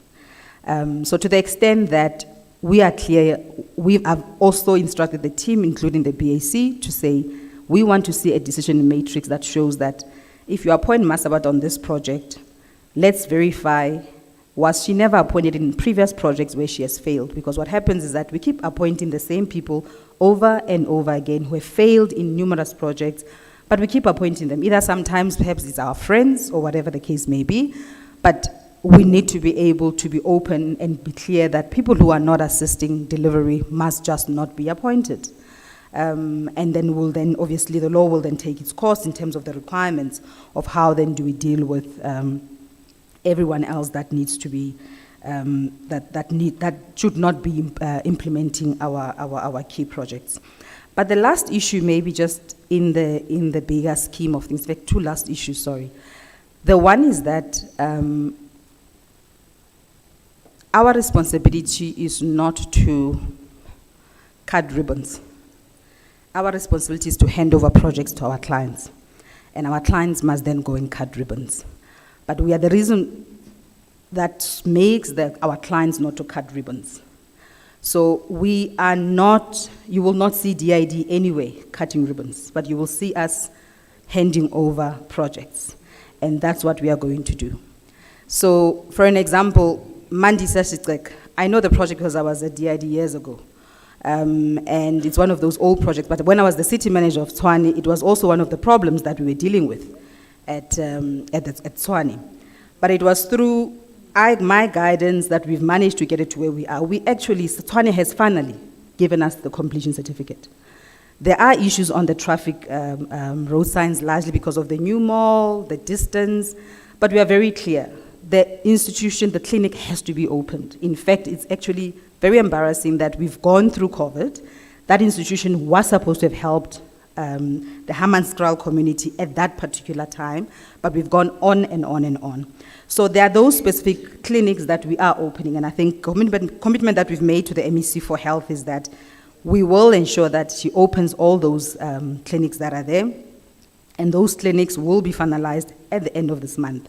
So we continue to work with the team to be able to do that. So the clinic is done. It should be handed over, but Tshwane is raising other issues, which are not part of the contract. But because we want to hand over and finalize and get the project open, therefore we'll do the traffic lights. We'll find money within our own budget to make sure that the traffic light gets done. But the clinic is actually done. So from us committing to that date, we have committed to that date, and it will certainly be done. Next week, we are also handing over Transorania, which is not in your list. It's also one of the sites that I went to, and I asked, what is the problem? Multiple years have gone by, what happens? It's also one of the special schools in Atteridgeville.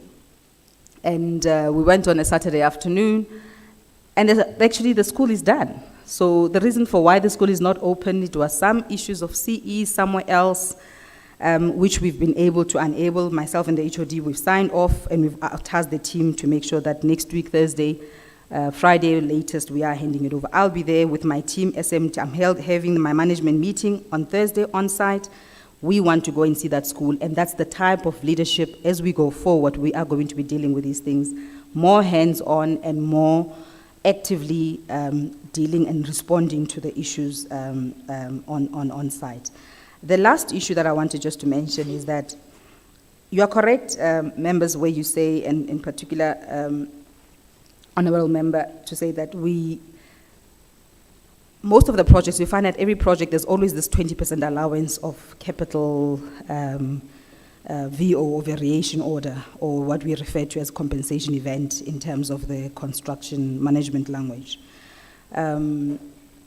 We've realized that most of the projects are sitting at almost 20% above what it was initially supposed to be. We have stopped all of those compensation events. Where we are dealing with compensation events is where we've seen ourselves on site as to the work that needed to be done, where we get to confirm. But we've also established a team that will be starting as of April, who are going to go more actively looking at each and every site to confirm independently as to, does this project really require a compensation event, or this does not really require a compensation event. So I think that's really the work that we are really trying to work around. Certainly, we can say everything else, but at the end of the day, it's about us completing the projects. And we are saying we still believe as a department, we have been established for a purpose. We are the relevant department to enable provincial government to do what it seeks to do, and we will do what is expected of us, and we will complete these projects by end of 31st of March 2024. Having taken note of everything else, I think that you've all said. And I think, Member Dong, you speak about issues of Fine Town, you speak about Ward 14. I'm just really going to ask, because most of the colleagues that are supposed, particularly just the DDG for health is not here, but I know he's been working tirelessly with the team to make sure that Fine Town is also one of the ones that we want to finalize by end of next week, and we want to hand it over so that the Department of Health can be able to take over the clinic. I think Member Masilela, you make reference to Deben Deep as well as Member Ncube. We will certainly come back on this issue. I know that Deben Deep has not yet, we've not yet gone on ground. In terms of the timelines we are going to finish the school next year on the 31st of March 2024, but you made reference to the date of August, so I'm not sure, but as far as I understand, we are going to implement it on the 31st of March, and you can mark my words, and we'll talk about it when the time comes. The issues, I think, around Bramfish, as I said, I will be going to Bramfisher myself. I will definitely be attending to those issues of the community, but also in terms of the workmanship with our contractors, we will definitely be taking those on site. I think, Member Diakho, you made reference, Noktula. I know the LSN school myself. I mean, I was there when it was initially opened years ago. It's a beautiful institution. I think we're all proud to have it and to know that now it's a white elephant, or it's an institution that we can't even access. It's really, really a shame, and it's really something that we shouldn't really be proud of. And maybe I can even just add to yourself, I mean, we know we are experiencing few of those schools. So we are working very closely with GDAT to ensure that going forward, we are resolving EIAs prior to us finalizing those. But in fact, it's part of the IDMS methodology on how we implement project. We are supposed to verify, we're supposed to get approval first of EIAs. But we've noted that, for an example, in one school, Slovoville, we learned that GDAT approved a different site, our contractor went and built at a different site.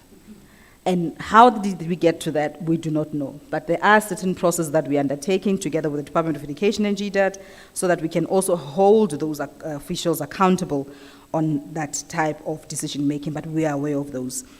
Member Diakha, I was not sure, I don't know anything about the department or the officials. We're supposed to have been on site together with your visits.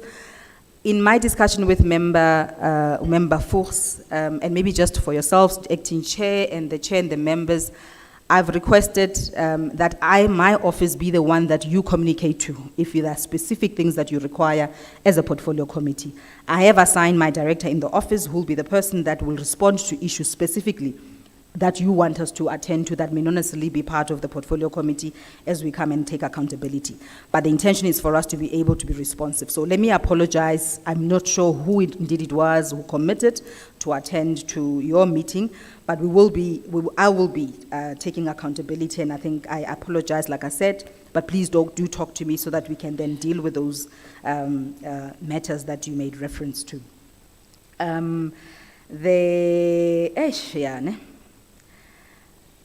Member,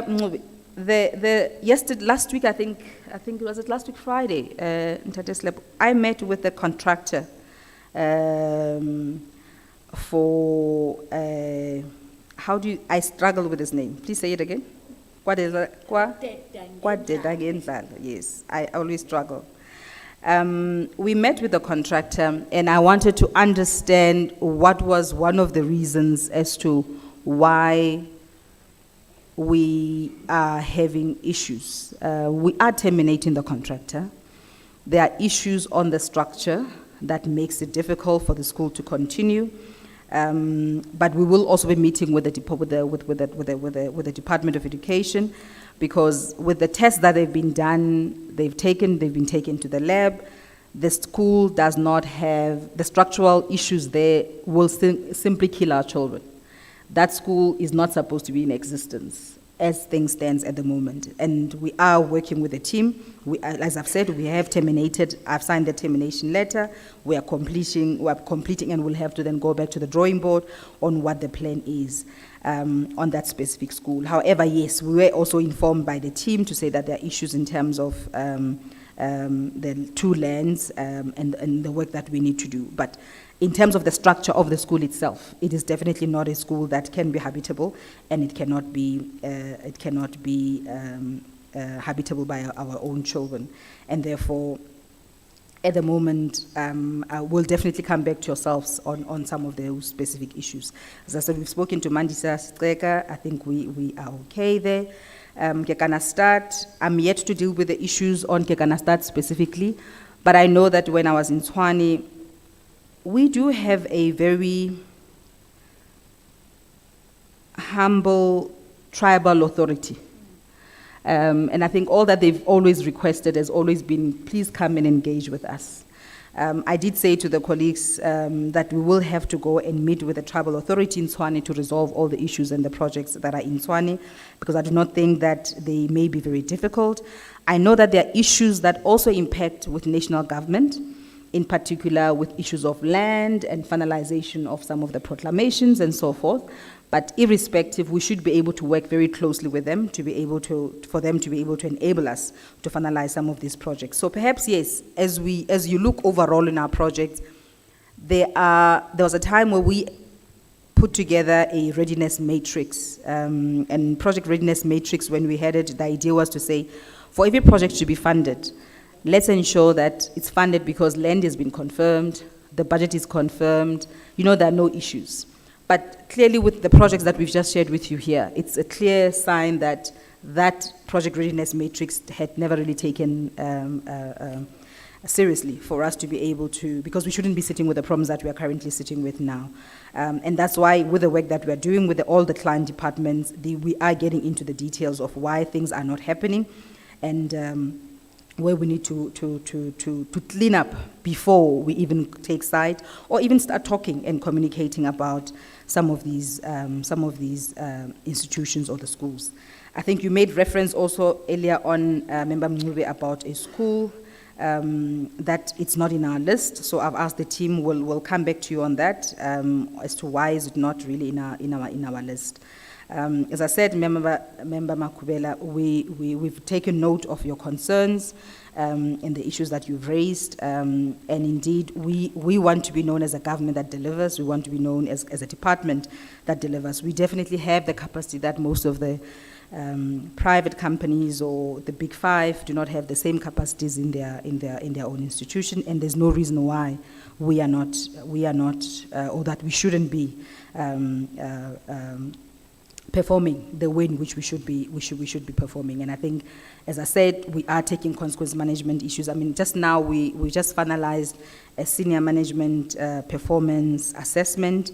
So bonuses are not paid in government in the last 3 years. We have not been paying senior managers bonuses, but yes, there has been an agreement with organized labor that we will pay progression of some of these specific salaries. But in all, the team that has been working on this do assess.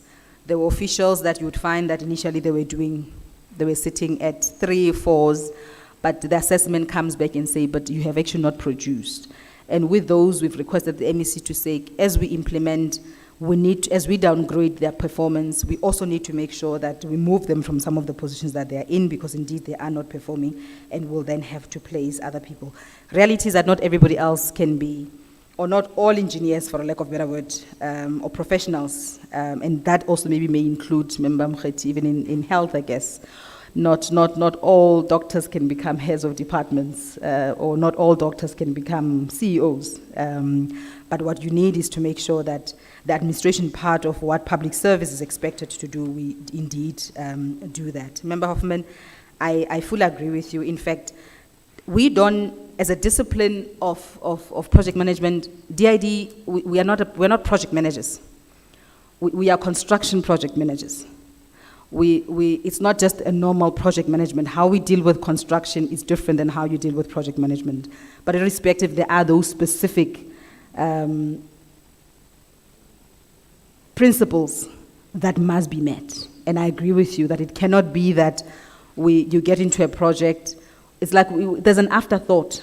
You do something, but oh, by the way, now let's connect. But everything else is sealed. And I think even in your own house, you know, when you do your own house or do your own refurbishment, there are things that you must check before you do wiring of electricity. But before you finalize and clean up or even paint, you must have checked basic things before you seal off the wall. So I think it's those things that we really need to go back to and make sure that everybody else do what needs to be done. But let me be honest, the last project I want to share with you, I mean, I went to the Johannesburg Forensic Pathology Laboratory. It's a project that I think Premier David Makura, I think I've gone to I don't know how many times.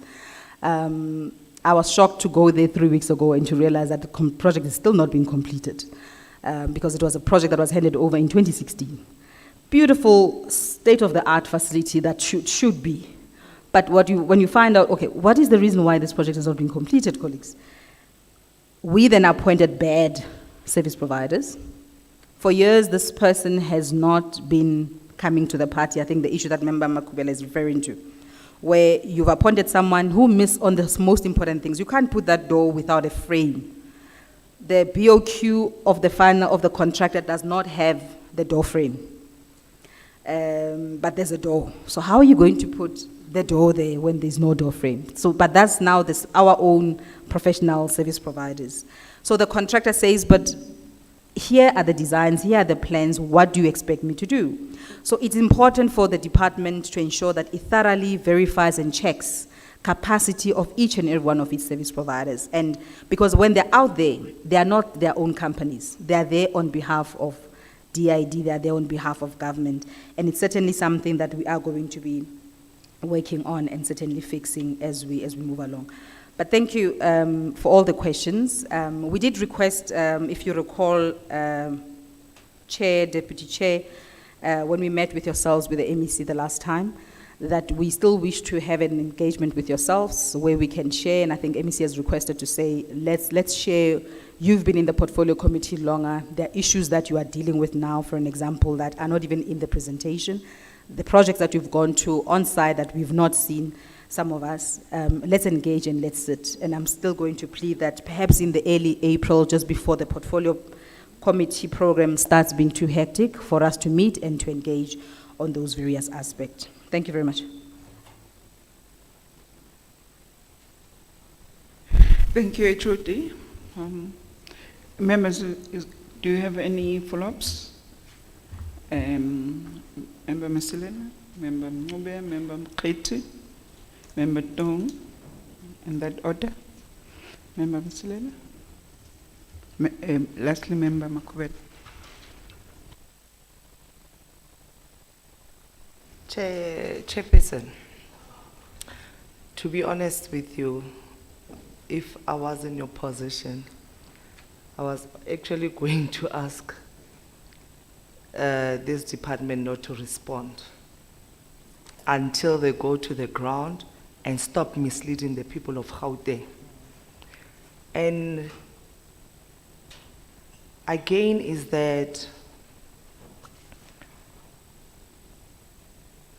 cadre deployment is killing us.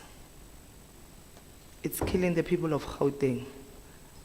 And I'm glad that their whip have acknowledged it, but then I'm in disagreement with the name to reshuffle them to other positions because they are going to fail dismally. Because, and another thing is that HOD, the reason I'm saying this is because you come here confidently to say you'll be completing something very soon which it has not yet started. Hence, I'm pleading for the sake of Gauteng that go on the ground and come and give us a proper report.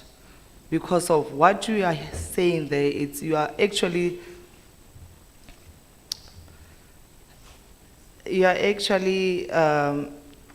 not telling the truth when you say you are going to complete this. Because I can tell you now, most of your project takes almost 6 to 8 years to be finished. And now you are telling me about Deep South that it will be complete next year, March, which even the foundation is not yet there. I thank you, Chairperson.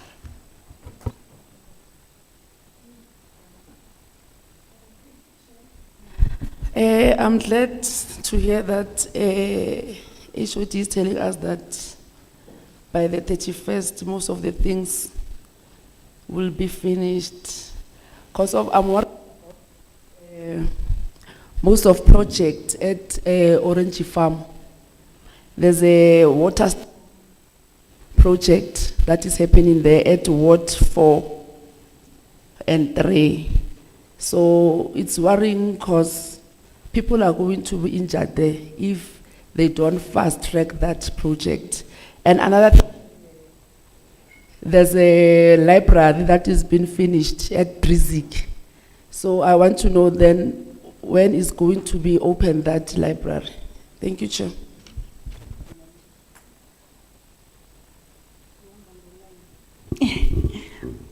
Thanks, Chairperson. HOD, the problem is bigger than what you say here. I want to make example, the same Kwateta Ngendlale,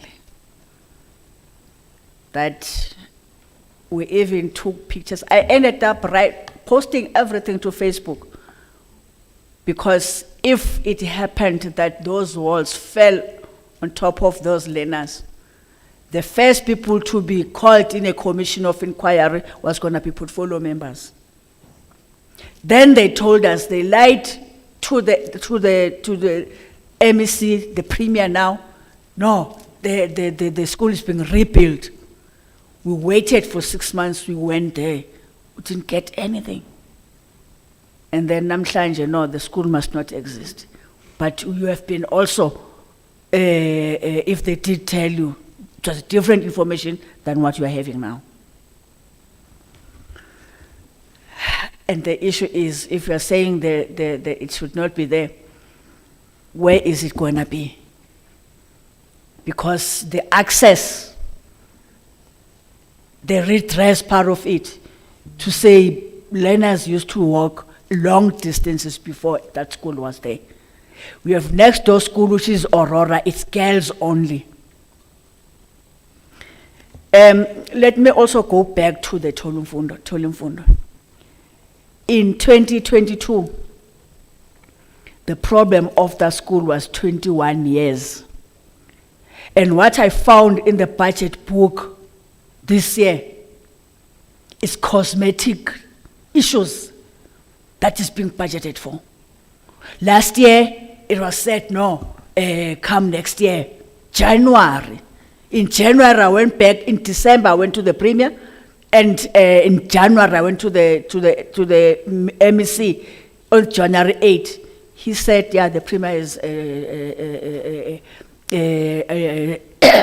raised this issue. Don't worry. Budget day, it's cosmetic things. If you can Google, because they won't tell you the truth, you will see what is happening there. Just Google Tolumfundo Primary. You'll see everything there. And I'm based there. People are always throwing stones to us. So what I would propose, as you are telling us a good story, to say we need per project the when and by whom. Those that were managing these projects, they can't be there because they keep on lying. They can't be there.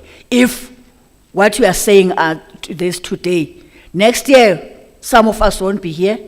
Those that will be new were saying this portfolio was not doing anything. Education was not doing anything. Health people, everybody in the portfolios will be blamed by those that will be new, as if we're sleeping, or we did not understand the English that we have written as you're reporting to us. So the timelines and who's going to do it, and what has to be done to those you've just said you've terminated the contract. Find that 70% has been paid. Because what they do, as we're told, I don't know what that law must not be amended, to say there's a lot of money on the foundation. Hence, they build the foundation and they run away. They emerge in another province, or they emerge in another municipality. It can't be. If the portfolio someone in education, we used to summon those service providers, and they will not come. They will not come.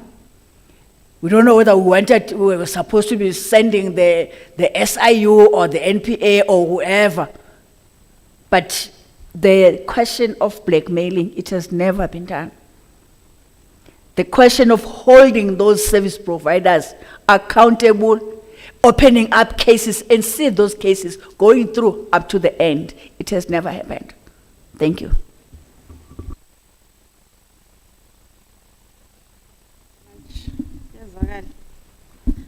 Sanibonani. Ni right. No, ngiyabonga. Sabi, I really want to trust and believe what you have just said. But now where I'm sitting, I've lost hope. I think you saw that I was not even interested even to participate or to engage. But I want you to prove me wrong. And when I looked into these projects, there are projects that are not even included here. Yeah. We went to Maibuye Clinic, we were told a story.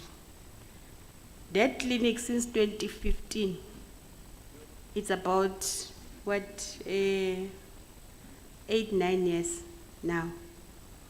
And we were told, it's a pity ulonu sipho uphumile. We were told ukuthi the service provider will be on site. I hope that the service provider is on site by now. You know, the community of Mansonville is hopeless. They just allowed us to engage with them because they saw new faces in the portfolio. But the community is hopeless. They have lost hope. So, even the report that is presented to us, it does not give us hope because it's the old story that I'd been hearing since, I started with the legislature and participated in this portfolio. And I was in human settlement, the same story. I went to health, the same story. DSD, the same story. So things are not changing. When Dr. Dadane started with the department, the former HOD, was so excited. He came, he presented nicely how he's going to turn around the department and so on and so on. But I don't even see hope in your faces. Your colleagues are not convincing us that what you have presented, it will really turn around things. We are left with 12 months. We are left with 12 months. I tried many times to open a Mandisa clinic.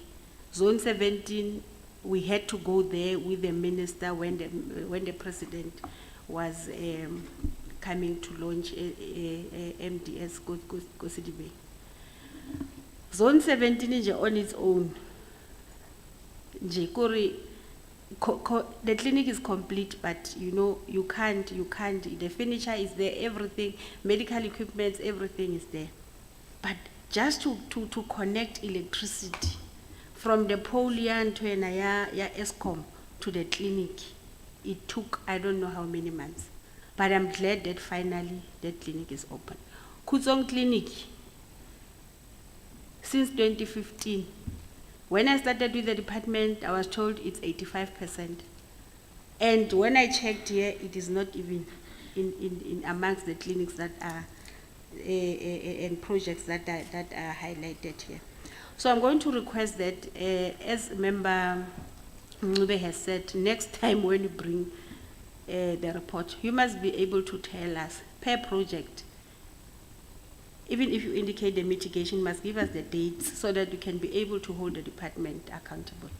And the person who's responsible as a project manager or whatever, I don't know how you assign these people, your staff. I want to believe you, but I don't have hope. But I want you to prove me wrong. Maybe with the changes that are done in the department, we will be able to see something. The forensic pathology, I thought by now that would have been opened, and all these issues around the bloods and everything, and the forensic investigations and whatever, because that facility, forensic, where it is now, I don't know if you went there. It is so bad. Anything can happen anytime. So I just hope that you'll get the support from the department, because you can have these nice plans, but if you don't get support from the department, it's a problem. So I hope that you will also be able to engage with the staff one-on-one, just to check what is the issue, what is the stumbling block, why are you not doing your work, what is it that you need me to do as an HOD to support you to make sure that you deliver. I know it is possible. From my other life, I think, I used to get 100% additional funding and whatever, projects complete. It is possible. I just don't know in DID what is the problem. Thank you very much. No, thanks. Maybe let's welcome the response from the department. I think I'm confident that you will bring in the changes. I'm confident with what you say to us, especially giving us the power to be able to monitor projects. That is encouraging, because that dashboard of us being able to monitor projects as they continue to happen will help us to actually intervene timelessly if projects are not moving, not 6 years later when nothing has happened. So I think I'm confident with that. I think that system will actually assist us a great deal, especially as members of the portfolio committee, but also it will also help the people of Gauteng to know how far and where a project is. So that dashboard system, very critical, and that will help us. I'm quite confident with the announcements that you make. You have already set up yourself for a very big task, that come the 24th of March next year, you will have completed all the projects. I have confidence in that. I think the overall issue here is just the attitudes in the department.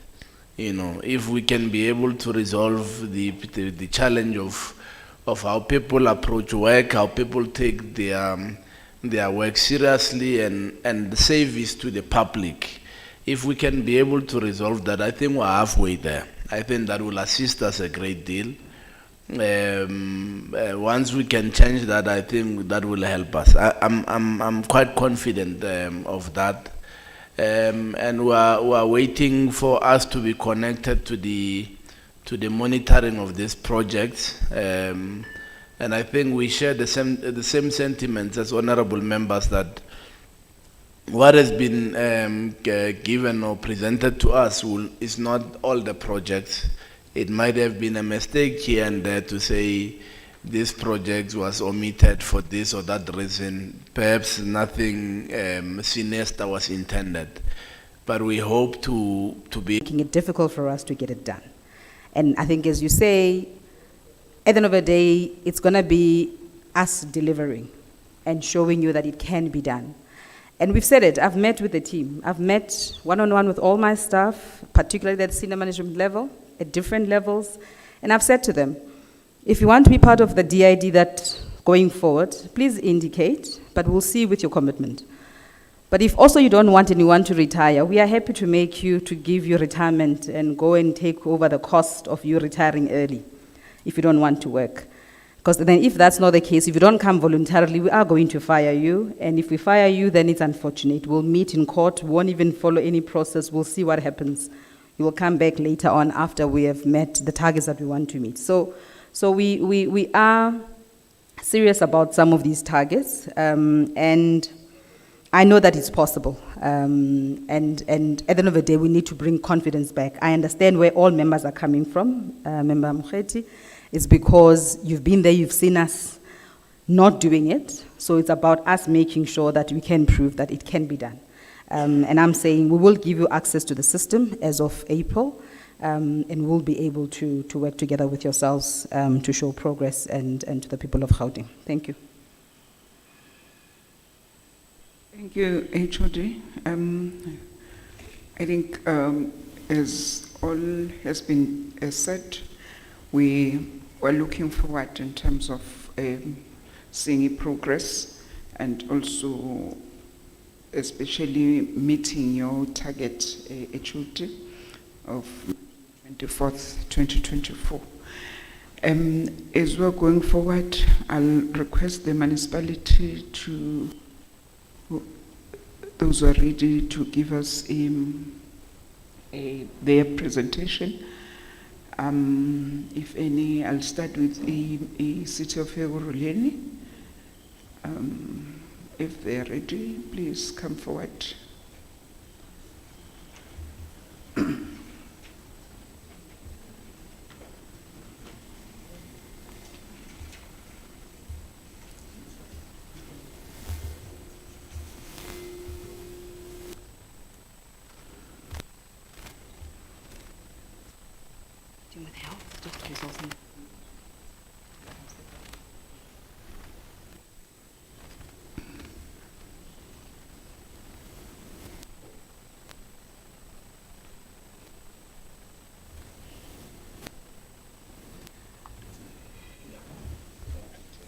It's a good afternoon after a very hard talk.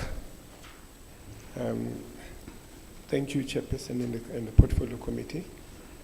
In regard to objectives of challenges around the construction of provincial projects as delayed into the municipality. So my team and officials who are here from the City of Ekurhuleni would like to also to issue, to say our sentiments and how the projects and the delays that we are going to deal with.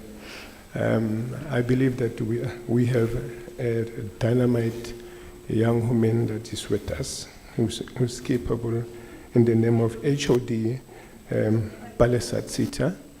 As you can see, we are ready as a Ekurhuleni, and I would like her to take the podium. Thank you very much. Thank you very much, MMC. Good afternoon to the honorable members of the Portfolio Committee and colleagues. So in line with the objective of the Portfolio Committee this afternoon, we're just going to touch on some of the high-level issues. The colleagues that we engage with are aware of some of these issues in our one-on-ones that we normally have. But what is important and what is critical as a point of departure is that even though we are government and we are working government to government, any applications that come into our area of jurisdiction must be in alignment with the Act. And that is all that we require when we engage with the officials or the PSPs that then submit the building plans to us. So a lot of the time, Portfolio Committee members and MMCs, we are asked to issue a temporary certificate of occupancy, but there is no building plan.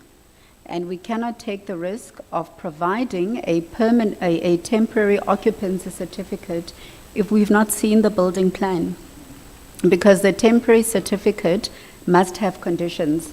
And what if those conditions are not met? We can determine whether it's 6 months, whether it's 12 months. But at the end of my contract, I leave and the project still has a temporary certificate. It is not correct.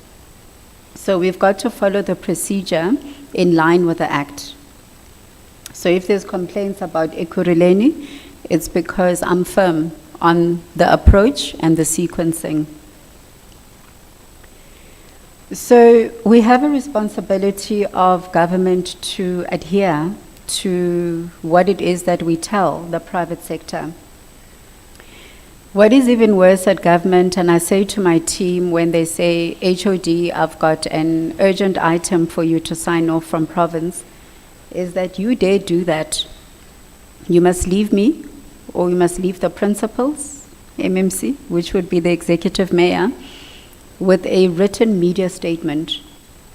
Because touch wood, should there be a fire at 2 a.m., we need to sound intelligent and convincing as to why we issued permission for the structure. And we all know that the advice we give to principals is very thin when it comes to the elections. To some, it's a public holiday, but for us, it's career limiting. So the compliance to the Act is very important. Structures must be built within our approval requirements as a municipality.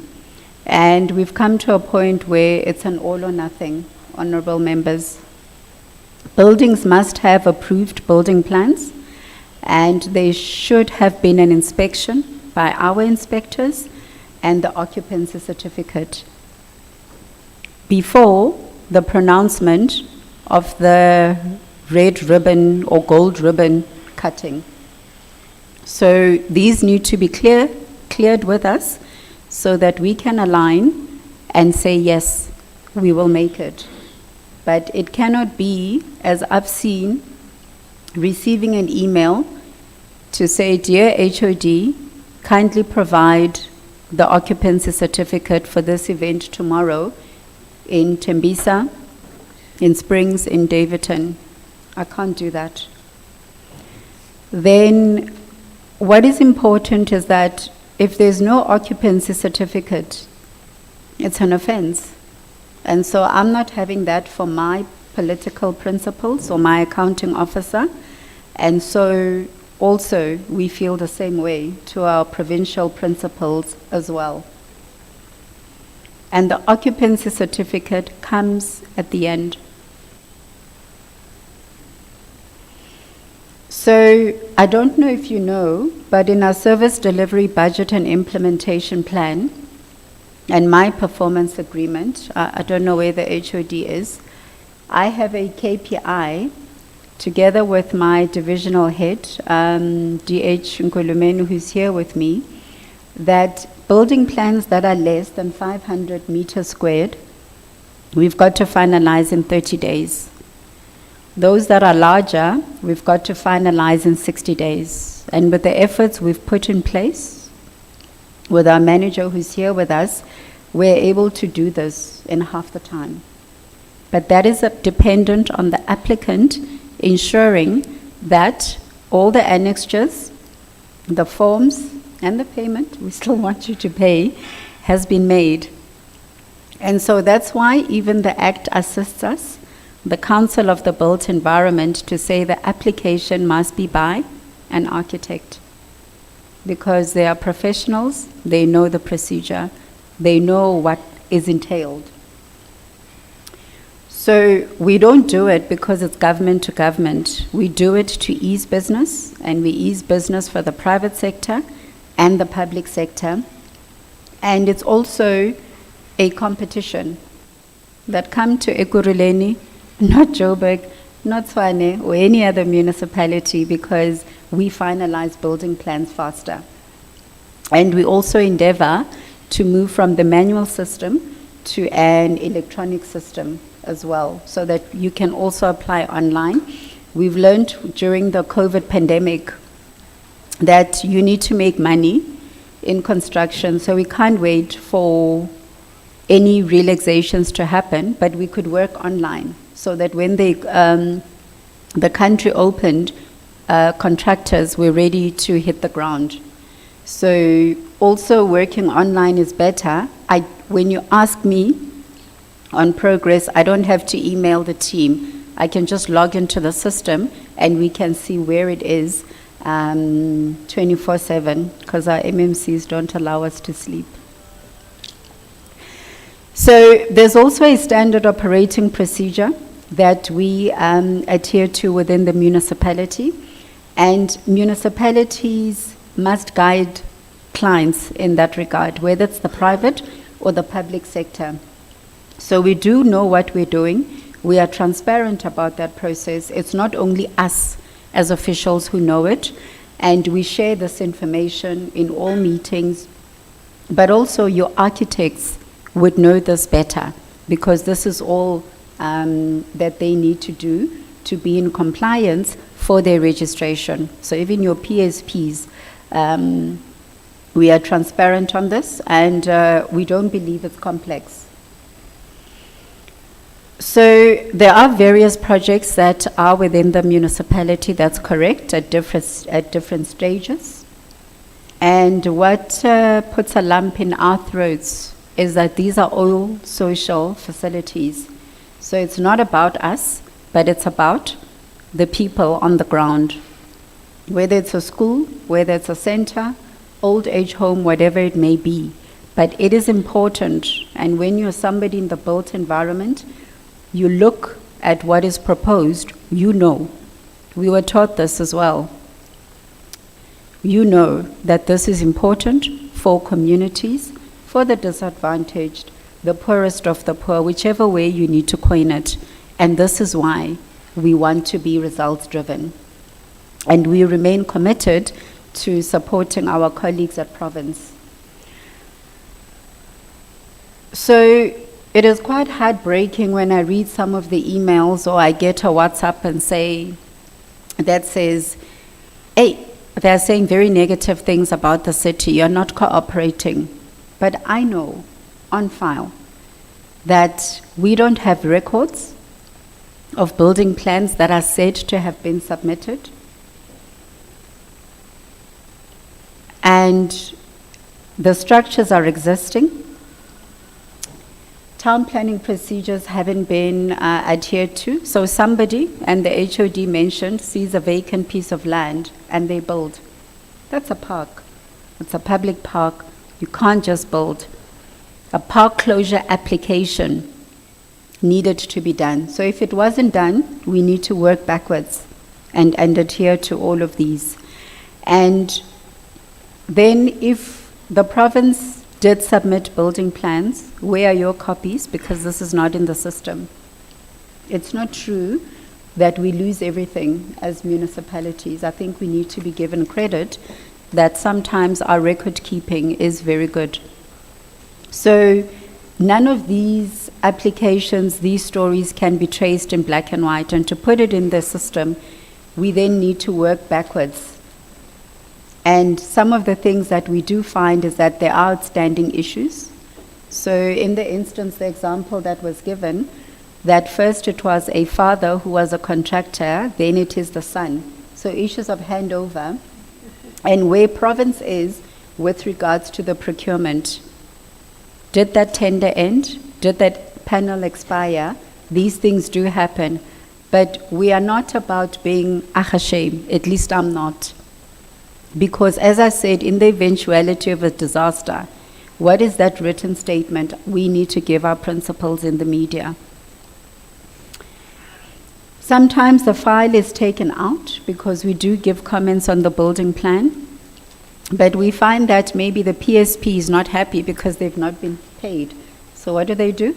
They hold province ransom and say, we won't move until you pay us. But you wouldn't know this, or we don't know this. And we play each other as officials as well. I wasn't here before 2014, but when I'm long gone, they'll blame me.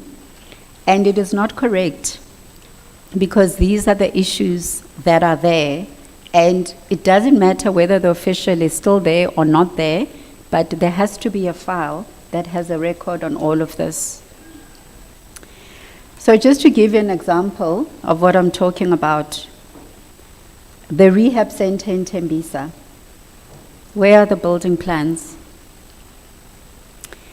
Then some of the building plans that have been submitted, you find that what is on the ground, what has been applied for, what is on paper is not the same, and there needs to be alignment for the occupancy certificate to be produced. So when they say members of the portfolio committee, we are giving them the runaround. It's because somebody is now found wanting. And where is that information? So we need to assist each other, because when these structures are half built, it is problematic for the municipality. How do we talk about an urban form when there's white elephant structures, or there's vacant buildings and the grass is even taller than me? Then other examples, it is around the building plan. We've looked, where is it? But you should also have a record on your side, colleagues, as to when it was submitted, at the very least. Then there are solutions in this regard. Members of the portfolio committee, is that you just bring in your professional team, and based on what is on the ground, you can do a plan. We government to government. Sometimes I say to the team, we don't even have to do that, but let's assist each other with an affidavit. The structure's here, it's a community facility, let's move. So when we go out to do the inspections, what we also find, we cannot align ourselves to. The materials, it's not up to quality. You can see just by looking at the roof, and after rainy season, you can see the damp. You can see the carports that have just been there. The ventilation is poor. So some of these cosmetic changes can be done, but where's the panel? And it cannot be shifted to the municipality, because we understand powers and functions. We understand mandate very well. But when the invoice is there, it's very easy to bring in service provider. Some of them are our friends over the years. But when the invoice is there, or the certificate must be signed off, is it an Ekurhuleni one, or is it a provincial one? And then the day of the red ribbon or the gold cutting event, who stands there? Is it the mayor? Is it the premier? So powers and functions become very important. That we must not just do something because somebody wants it, but it goes a long way. So given the challenges, what then do we do going forward? And so this is not all of them, but I think this is what is key. I've heard the date of the 30th of March being flouted. That's tomorrow. And for us, it's the 30th of June. That's the end of our financial year. But what is doable and what is important, and where as officials do we need support, honorable members and MMC? So the applicable policies, frameworks, and the standard operating procedure of the municipality must be adhered to. Applications will be finalized. Finalized means we can approve or refuse, depending on what is contained in the application. But the building plan approval comes first, before your permanent, as instructed to us by provincial colleagues, comes first before the certificates of occupancy. And we prefer that it's permanent, because if it's temporary, we must monitor you and attach time frames. So it's the building plan first, then the occupancy certificate. The commitment of province, or the DID, on their budget and supply chain processes. So how much is allocated to a project, and does that become the budget for the entirety of the of the implementation, or somewhere along the line, does it get adjusted upwards or downwards? And your supply chain processes with regards to the procurement of your PSPs. So you cannot bring a PSP on the 13th of March and then we have to make magic because their contract ends, your financial year ends on the 30th of March, or things have to be backdated. We pride ourselves with a clean audit, so please don't get us into trouble with that. And it is a contestation. I know, being a planner, when I have to engage my CFO as to what my priorities are.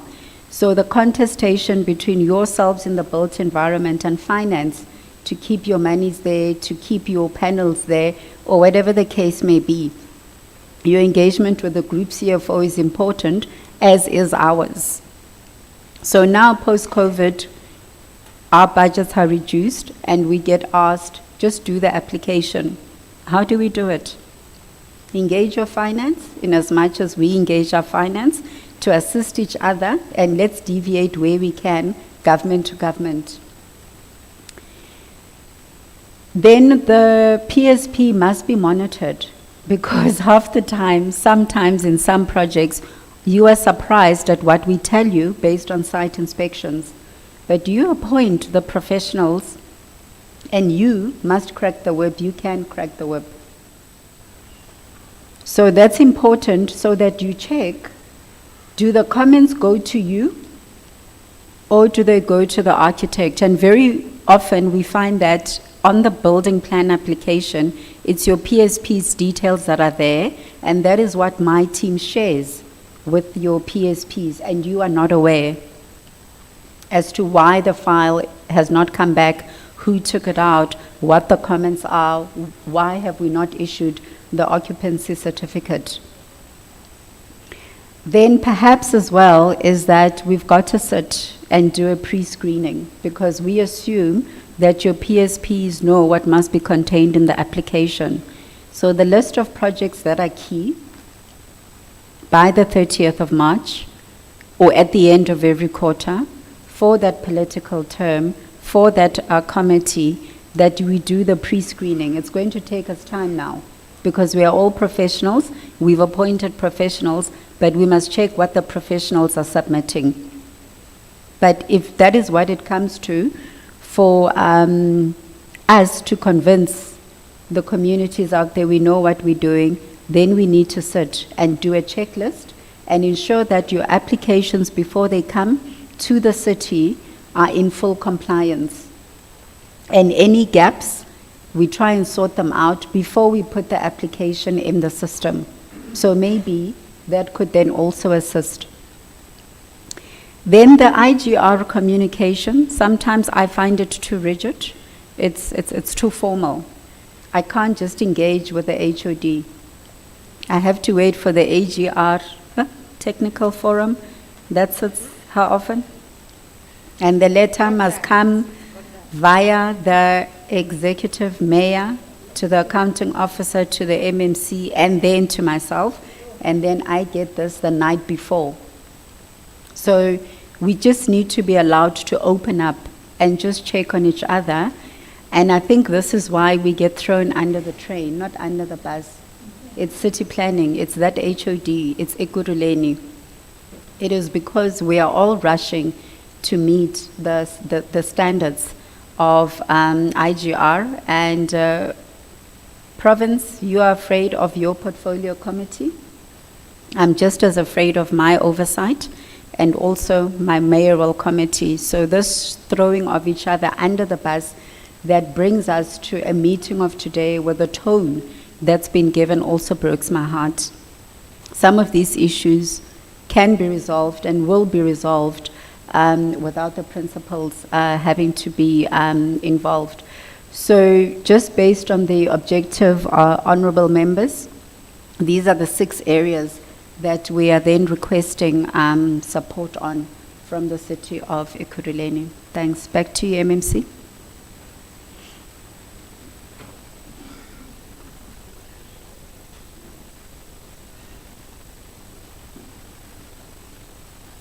Thank you, Palisa. O tshwana le lebitso la hao. Re leboha haholo. Portfolio committee here, there's our representation, and we can wait for questions or clarity. Thank you very much, Palisa. We have done very well. Ke kopa le mshapele matsoho. Thola mojella moo.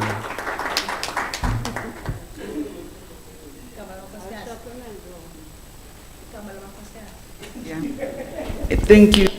MMC. Thank you, City of Ekurhuleni, from Palisa. I'll request that we do a presentation for all the municipalities and then we engage, and then you'll respond once. City of Johannesburg, you ready?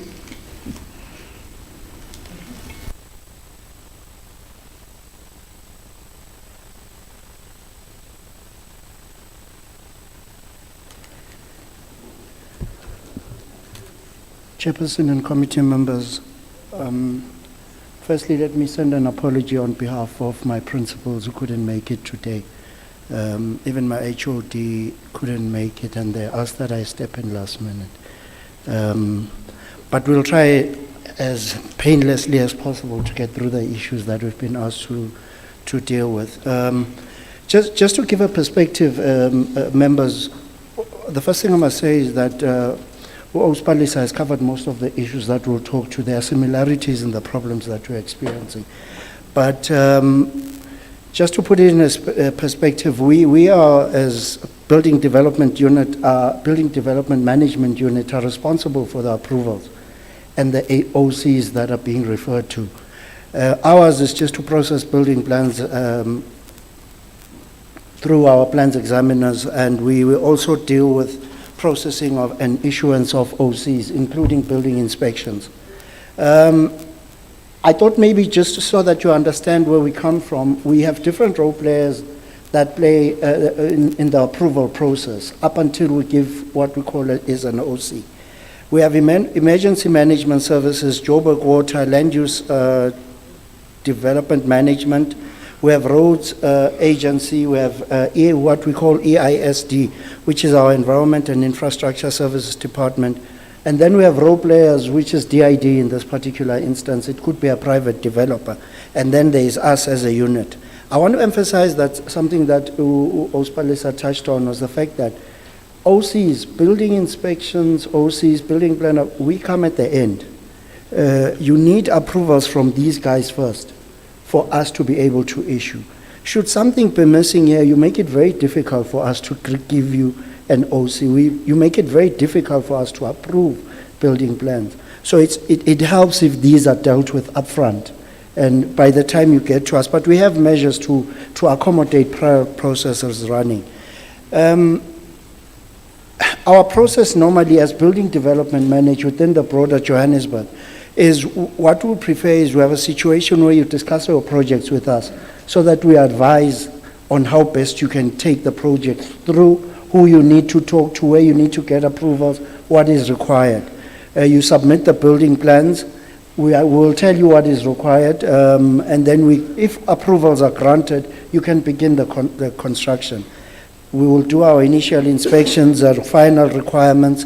I think they touched on the fact that once we do the final inspections and we're about to issue the OC, if something's missing, for example, in a housing project, a balustrade is missing, yet there's a flight of steps, we will not grant you the OC.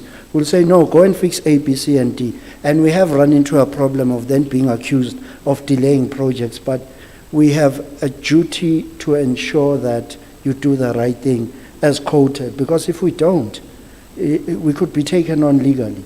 But most importantly, members, government must be the first to comply. If government doesn't comply, what are we going to say to private developers? Because they're going to point at a government building and go, how come? So you want us to comply. This is what we do even with our MOEs, our own entities. We tell them, if you don't comply, we shut you down, because what are we going to say to external people if we don't comply internally? Generally, what causes the delays, just to zone in on the purpose of this presentation. Initially, the department would appoint these developers or service providers, and the general problem was the project is then left to them. There was no place where we could talk to or communicate with the department. Developers are a bit problematic. If it's a government department project, they will run with construction and not follow any process and tell you, yeah, it's a government project. What then happens is they will quickly run to the honorable politicians and say, you see, we want to deliver services. Now your departments are delaying. Now they haven't followed process, and it becomes very difficult for us. There are a number of projects that are there. For example, your Lilian project, some of course have been overtaken by events. There are township establishment matters We issuing approvals and OCs will not grant you if the township has not been established, because we have to create, there's an F number that has to be created. We have to know where that particular project will be. There are land issues. I think they touched on the issues of Finetown. And ma'am, you had indicated that you've already submitted the plans and you will require a TOC. Come and speak to us. Because if you leave it like that, I didn't know you submitted plans until now.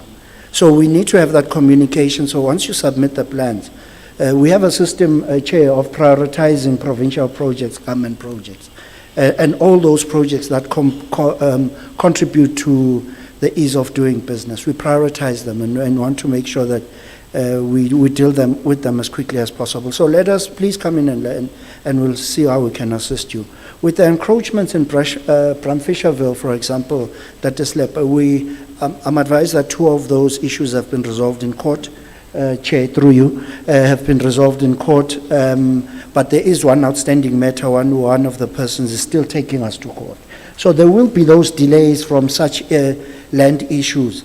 But the main challenge here is that these projects are being done in reverse order. Departments get on the ground, they build, they finish, and then they call the honorable members to come and cut the red tape. We don't even know there's a project there, or we've even stopped it. Because it happens sometimes that we stop it. And only then do we know. Now, we haven't done inspections, we haven't approved plans, we will not grant you an OC. That's just how it works. Then there are also issues of approvals around SDPs. Those are technical matters where the approvals have to be granted. We come right at the end. So if you don't have those approvals, we're not going to grant you.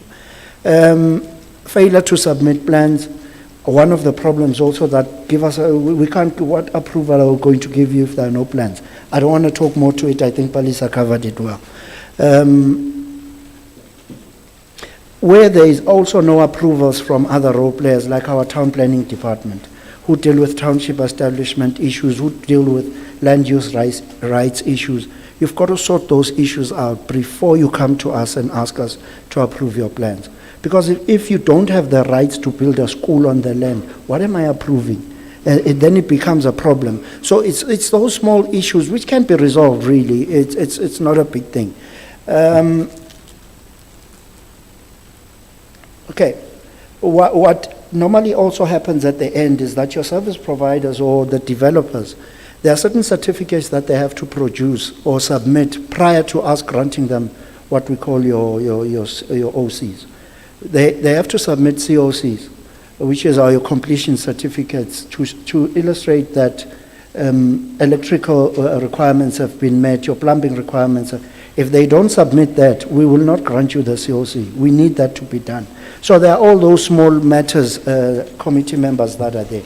So what have we done as a city? I think 2 years ago, when some members were there, we were called on some of the issues around Noktula and Maibui.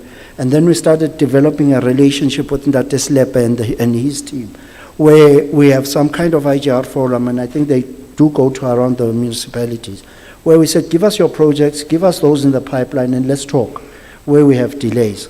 As a city, we prioritize these projects in terms of ensuring that approvals are done, inspections are done, and so forth.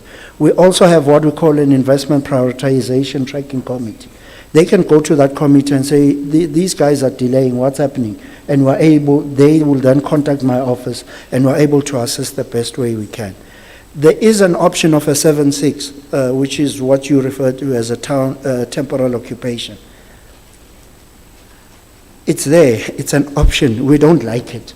For example, because it tends to encourage people to always take that shortcut. That's why our fees for that are very high.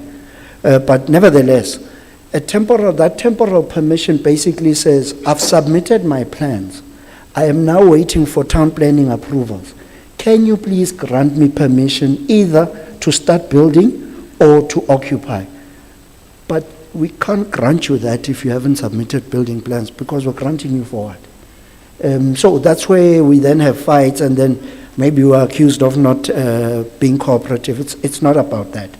We've also gone to the extent that, for example, in human settlements projects, we assign a lot of staff when we do these final inspections. Because in a project of about 2,000 units, you can't have one person checking. We assign staff so that we assist the provincial departments and we get those OCs in place.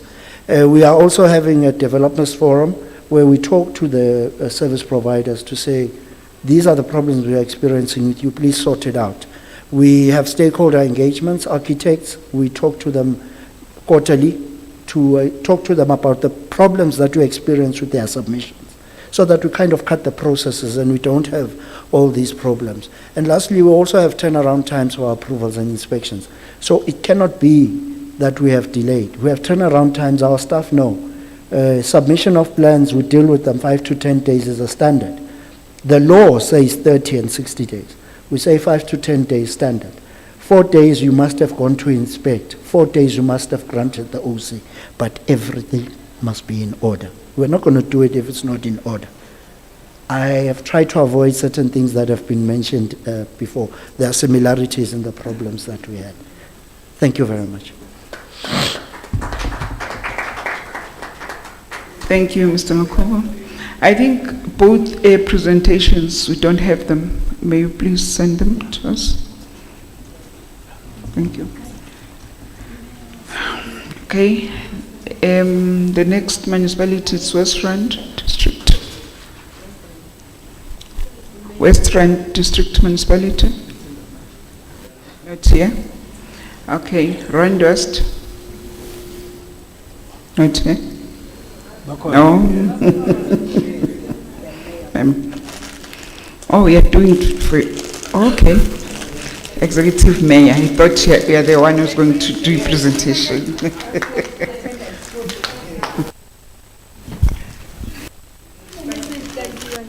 Yes, didn't you say? I was here. Sorry. Good afternoon, honorables. I will allow my EM to table the report, and with the consent that has been raised, and as local municipality, we promise to work with the portfolio committee, and we are committed on that. Because all of us here, we're coming to serve our community. We are not the leadership that are being hanged on poles only, but we're the leadership that wants to see things happening. And we plead with all the stakeholders to work together. So with those words, I will allow my EM to present. And also, Chairperson, I want to forward my apology. I'll leave this meeting. I've got other commitments at 2:30. And as you know that, I'm driving to the West Rand. You know the West Rand. So thank you so much. Before the presentation, the colleagues, there's a tea outside, so you can have a working tea.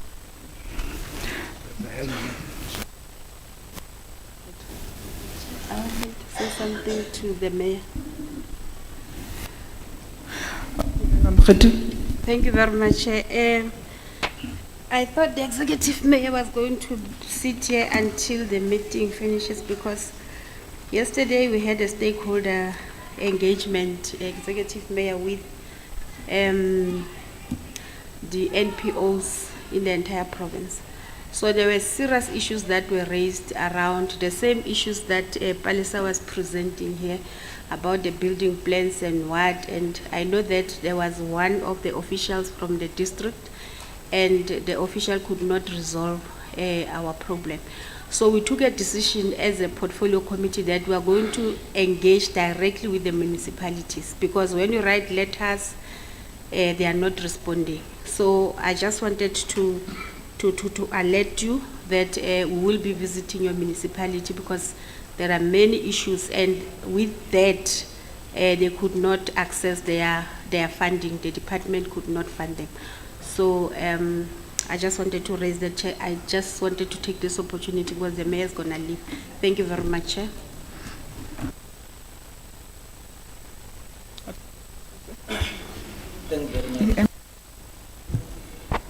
Thanks very much, Chair, and members of the Portfolio Committee, councillors and colleagues. Also, I've also noted the comments from the member in terms of the NPOs and the visit that will happen soon.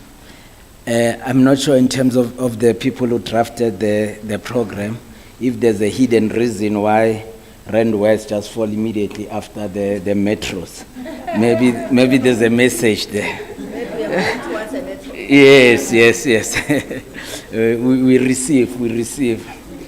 In terms of the structure of the presentation, we have highlighted the processes that we follow in terms of approval, the issues that we take cognizance before we issue occupation certificate, the projects that we are being done by the province in our area, and the status and the structures that we have put in place in terms of monitoring and accelerating those projects and conclusion.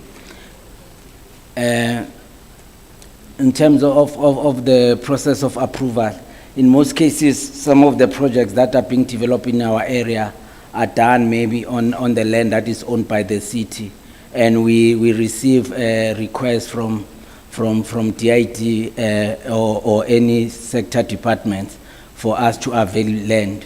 And these processes come through our property management unit, which is responsible for management, disposal, and acquisition of immovable properties. And all these processes to dispose and acquire are guided by the MFMA, also guided by the Rand West disposal of land and municipal property policy. And all these decisions to dispose or acquire land are taken through the committees of council. The first one will be the Executive Management Committee to consider and recommend to the Portfolio Committee, and then it goes to the Mayoral Committee, and of which the council, which is the final decision structure, will consider the request. And we take this request after approval. It goes to our Spatial Planning and Land Use Department, where they will consider if they will confirm the land use issue, what are the land use rights, if there are any need for rezoning, consolidation, or subdivision of those properties. Then there are issues of building plans, which colleagues from the COE and COJ have highlighted, the issues of submissions of building plans, circulations of building plans to internal departments for comments, comments from neighbors, approval of building plans, inspections done at all stages, including foundations, slabs, structures, roofs, and plumbing, final inspections, then issuing of occupation certificates. These processes are very critical to the completions or timeous completions of buildings. Without these processes, it becomes a problem. The issuing of occupation certificates needs to follow this, and this documentation must be submitted together with the request for an occupational certificate. Payment of application fees for application for occupation certificate, the NHRPC enrollment certificate, compliance certificate with electrical, plumbing, glazing, compliance from the civil engineers with all the structures, compliance certificates from fire, compliance certificates for gas installation if there's such. And without all these certificates, it will be difficult because the occupational certificate comes at the end. Without us having all of this, it will be difficult to issue such. Now I'll focus on the projects that are happening within our space. One of the projects was highlighted by Mr. Slepe, which is the Pegastal Social Integrated Facility, which is in Pegastal Portion 1. The land was donated to council by Rand Uranium, currently known as Sibanye, and there's a council resolution where we are supposed to donate the land to the Gauteng Social Development. However, there were issues of delay because Rand Uranium we didn't register the land into our name. The mine at that time, and even now recently, they thought there were objections from their neighbors, but we have recently, through our one-on-one with the department and the mine, resolved that there are no town planning objections we have attended to. So the department or the municipality has started the process of registering the property into our name, then transferring it to the province so that all the issues of occupational certificates can be attended to. The Badirile Clinic or the CHC in Baridile, the land was donated to the Department of Health, for the construction of the CHC. And recently, I think last month or so, we received a letter from the department, DIT, that the deed of donation and all those agreements don't need to be in the name of Department of Health, but to be in the, and even the council resolution need to be in the name or addressed to DIT. So we're in the process of taking that council, to rescinding that council resolution and having a new council resolution in the name of DIT. This is the same situation with the Gauteng CHC.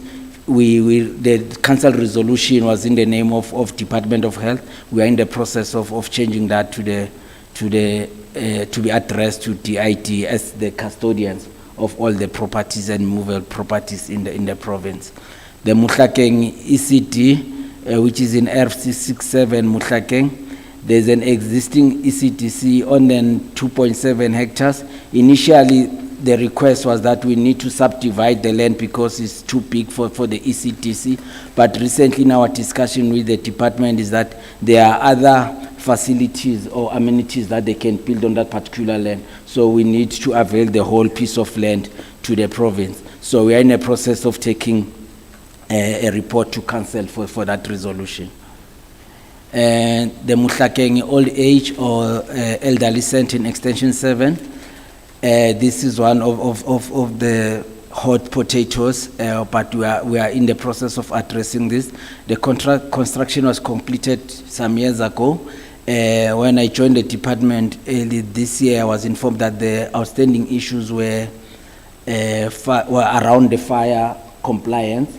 We have already received the fire drawings and they've been approved. We are awaiting for the district to issue the fire certificates, but I know the department have appointed a service provider to address the issues that were highlighted in terms of fire for them to comply, so that they can issue the fire certificate, then we'll be able to issue the occupational certificate. And also in our discussions on one-on-one or bilateral discussions, we found out there are a list of schools within the area that belongs to the province, and those schools were built on the land that is owned by the city. So we are unable to build them in terms of rates and taxes because they are owned by the city. So we are in the process of identifying those schools so that we can joyfully transfer them to the province so that we can build. In terms of governance, there's an MOU that has been developed by the province. Already as a city, we have signed it in end of February.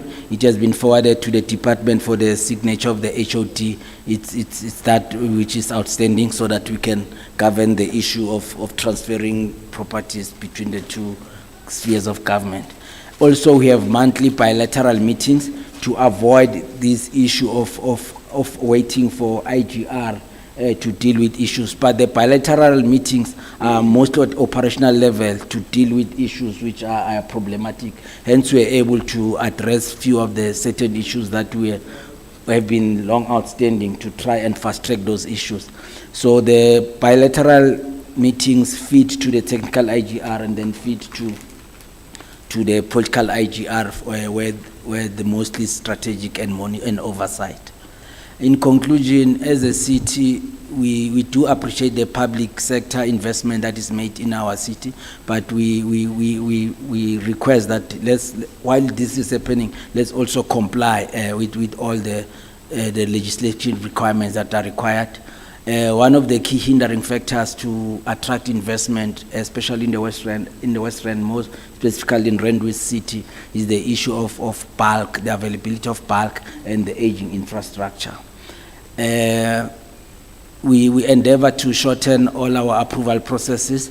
It has been taking too long, but we are also on the process through COCTA to try and have online systems for applications so that it can be fast tracked. And to put confidence to the processes, all the executive manager positions within the city have been filled, except one, which the process is at the final stage. Also, the political leadership within the city, we are having a fairly stable political situation, and we believe that is very important in playing an oversight role into the old processes. Thank you very much, Chair, and the honorable members.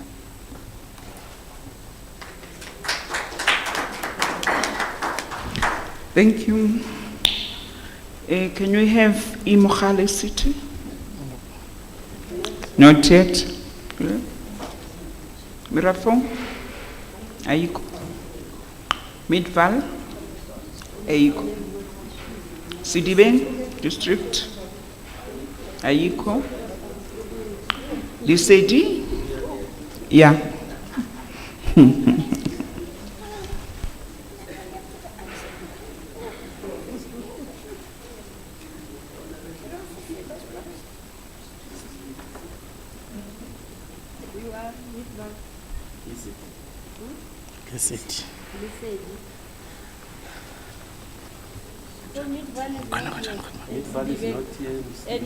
And I want them to leave. Hawaii. And even yesterday. No, but you know, there's a serious problem. Ka town planning yako Emfuleni. I thought I would get them. Thank you very much, Honorable Chair, honorable members, and colleagues. My name is Themba Msipi. I'm the MMC responsible for economic development, planning, and human settlement. I'm representing the Executive Mayor, Councillor Mluleki Nkosi. I've noted all the comments since in the morning. And as a municipality, what I've also picked up is that the questions are the same and the response are going to be the same because we are tapping from the same legislation. And it's true that our presence in these meetings will help because we are equally frustrated at that level. And I'll just pick one project, which is Ratanda shelter. I think it's important that we accelerate the approval, the ministerial approval, because it's only that which is stopping the construction of the project. And our people really are in need of that shelter. And that will be the only shelter we have in this city. So we are pleading with TIT to accelerate the process so that at least we are able to move. It's business unusual. I'm not sure if the others are still caught up in the past. We are moving with Tish as per the pronouncement by the Premier. So acceleration in our townships is our objective. I'm going to then hand over to Pierre Lomolo, the ED, to do the presentation. Thank you very much, honorable members. It's not a precedent, but I'm also leaving because I also have another commitment. Okay, thank you. Thank you very much to the chairperson and the portfolio committee, councillors here, colleagues. Our job is quite easy because Honorable Chairperson, most of the issues that we see in other municipalities, we are not spared from it. It's more or less same, if not more. One of the things that I did was that I took out one of the reports that we have and the frustrations that we are experiencing right now in terms of the projects that are still to have occupation certificates till to date. And I think I have shared that it's not part of my presentation, but I brought the hard copies just to see what kind of frustrations we go through and the level of, or the appalling level of the poor workmanship in these projects. And we are frustrated as the municipalities. So if I issue contraventions and I close a site, it will be seen as if I'm non-progressive, because these facilities must actually serve the communities in our areas. So we are really pleading with sector departments to really assist in this regard. So however, my presentation it will be quick. I had started with where we are situated, because sometimes others might mistaken us to be out of Gauteng, but we are still here. We are in Lisedi. We are least talked about. However, we also pride ourselves that by at least 2030, we should be very smart, innovative, and efficient, and we must continue to be people-centered and performance-driven municipality. That we want to improve the quality of life for our own people through continuous capacity building and integrated planning by applying the Batho-Pele principles. So in essence, it will sound monotonous. It will be like the urban poets from KZN, they call it Iqom. Every song that comes after the other, it sounds the same, because the problem is the same. And the method that you want to apply into resolving the problem is the same. We have SOPs, we have the Act, and that's what we just need to follow.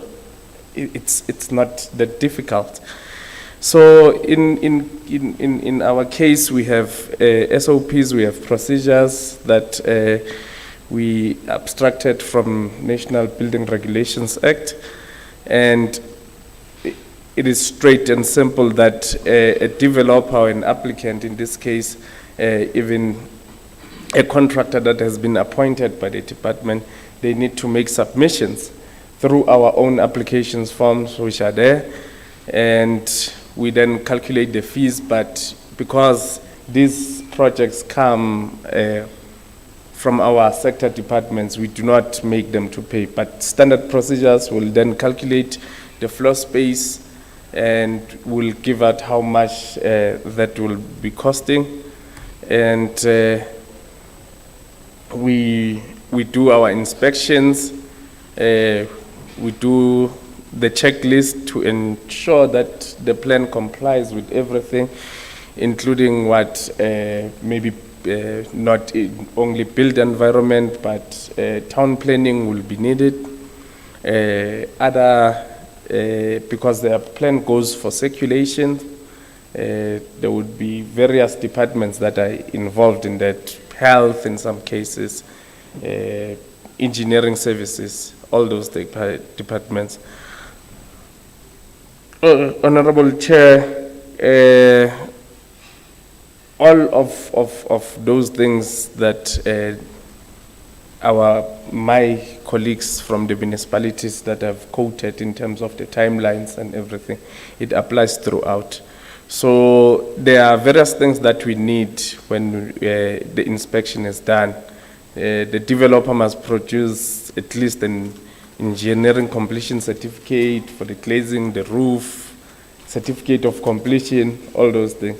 But if you can see in the hard copies that I've shared to this committee, most of the things that we require as the municipality, as standard things that should happen, it is not happening. And what should we do? Should I go in confidence and go tell the MMC and the mayor that today we are going to close that site that has been operating? They do not have an occupational certificate. It makes our life very difficult as the municipalities. This is one of many. I just took out one, not one of the worst, one of many. So there are multiple cases where we find similar frustrations that I've presented in this committee. However, the challenges are common. We find that the applicants, they fail to involve the municipalities inspectors when the construction is taking place.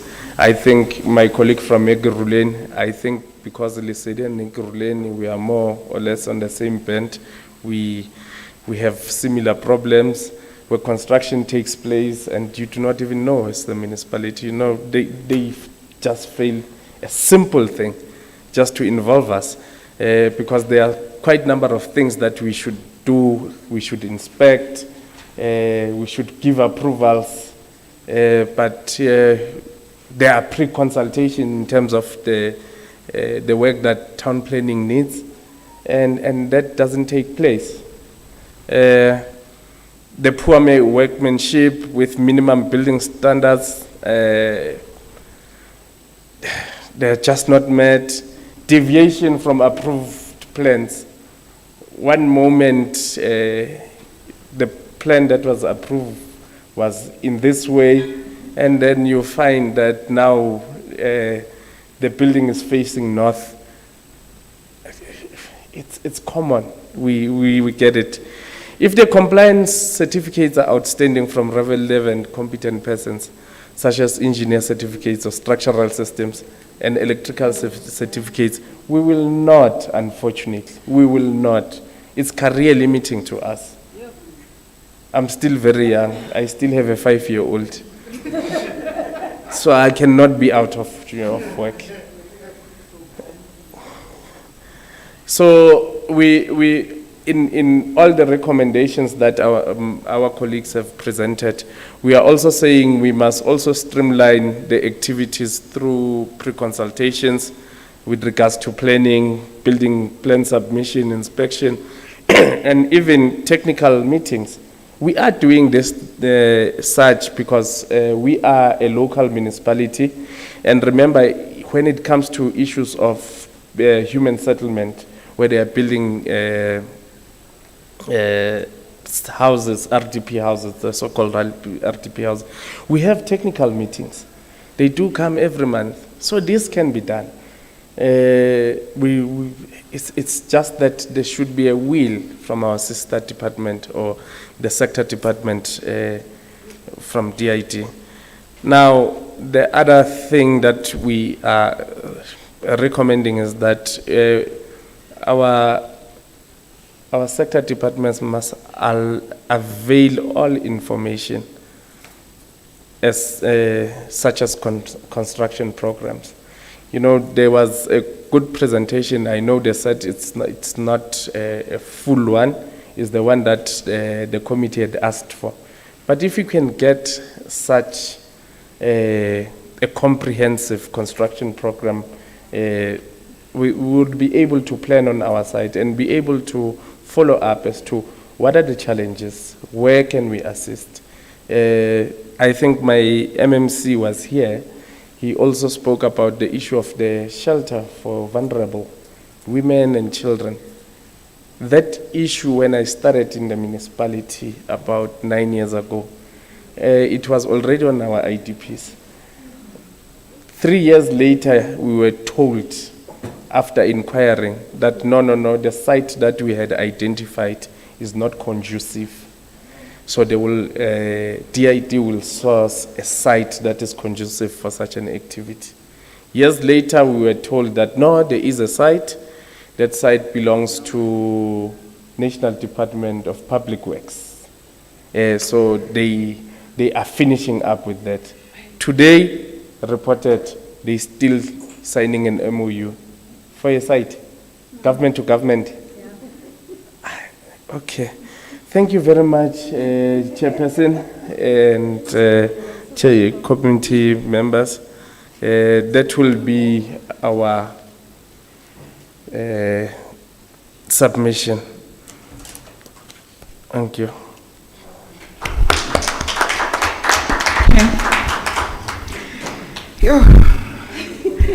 Thank you for presentations from the municipality. But maybe before I give to the members for engagement, to all the municipalities, I don't know whether it's a question or it's a comment. Maybe it's a comment. Remember that if I, as individual, I don't comply and I build without a building plan, what you do? Ne? You run and demolish my property. So do it to, if we're not complying, go and demolish those schools, then the department will account to the portfolio as to why. I think that will make your life easier and our life easier. Because, I mean, if I do a thing and I know that it's wrong, and I'm a professional, as I'm communities. So I think AMA bylaws must apply across. It should, they should not have amehlo to see ukuthi because I'm a colleague suite in the government and in this another sphere. We must not apply. But if it's individual, it applies. Then it's no longer the bylaw. It's something else. I think that's my comment, which I can say. That going forward, we need to do that so that what is happening on the ground. Members, here are the presentations from the municipalities. If you want to have a bite, please raise your hands. Member Khaiti, Member Mngobe, Member Masilela, Member Joke. Sorry. Yeah. Member Tonga, you covered. Do you want to say something? Okay. Member of mine? Fine. Thank you. In that order, Member Mkhete.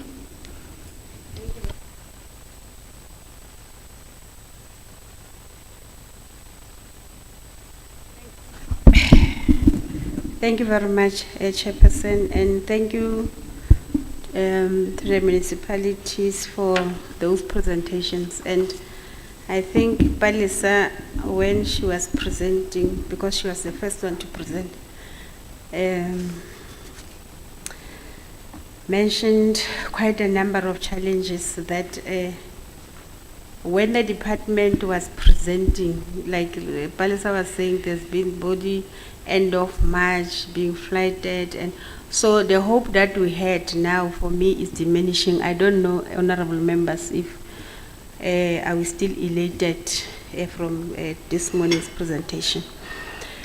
So when I was saying, when the MMC was coming, and I thought the MMC was from CDB or Mfuleni, director. No, the MMC came first and introduced the director. I was excited. I thought that Mfuleni would be here. The challenge that I'm deployed in Vanderbilt by the chief whip. And if I'm not doing my work, the chief whip is whipping me. I've got a very long whip. So I was attending one of the meetings where the developers presented a beautiful plan, Chief Whip. If that plan was implemented, it was going to resolve half of the issues of unemployment in CDB. So the developer presented everything. Then he said, we submitted the building plans to Mfuleni in August, and we are now in March. No communication. So I wanted to check with the municipalities that if maybe somebody submit the building plans and you find that there are issues that the municipality needs or additional information that needs to be given to whoever who wants to develop, do you have time frames in terms of communications and making sure that that is done? Because for me, it's denying our communities their benefits. We are denying them service delivery. We are denying them opportunities. So unfortunately, Mfuleni is not here, but that is the problem I think that is cutting across. I think Rand West town planner also commented on that. And on the issue of the IDP having the school maybe being built in a wetland and then the municipalities is not involved, I just wanted to check that the only platform that you have to engage, is it the IGR? Can't you take a phone and call and say there's this problem, how can we resolve it? For the sake of our communities, because otherwise we're having a challenge that, like member Makagula was saying, I don't know, Chief Whip, member Makagula was saying, if there's non-compliance from the department and the building is already there, the municipality must just go and demolish, because nothing will come out of that. There's non-compliance. There's an old age home in Muhlakeng. That building, I don't know if they are now occupying the old age home. Is still not in use. And when we visited, the ceiling was already like caving in. There were a lot of issues, your fire issues and so on. So in that case, the building is there, and there's this thing that is a stumbling block between the municipality and the province. What do we do? Because the community is seeing that building. They want to occupy and utilize the building. I think it's 2015, if I'm not mistaken. It was built in 2015, and I think DID was trying to keep the place clean at some point after it was in the newspapers with the long grass and so on. So we visited the facility. So I just wanted to check whether there's no way of communicating. And on the IDP processes, when the department is initiating projects, are you not capturing them in your IDP as municipalities? So that before they can even start, you are already on board, you know that this facility or project is going to be initiated in your municipalities. Thank you very much, Chair. Back to you.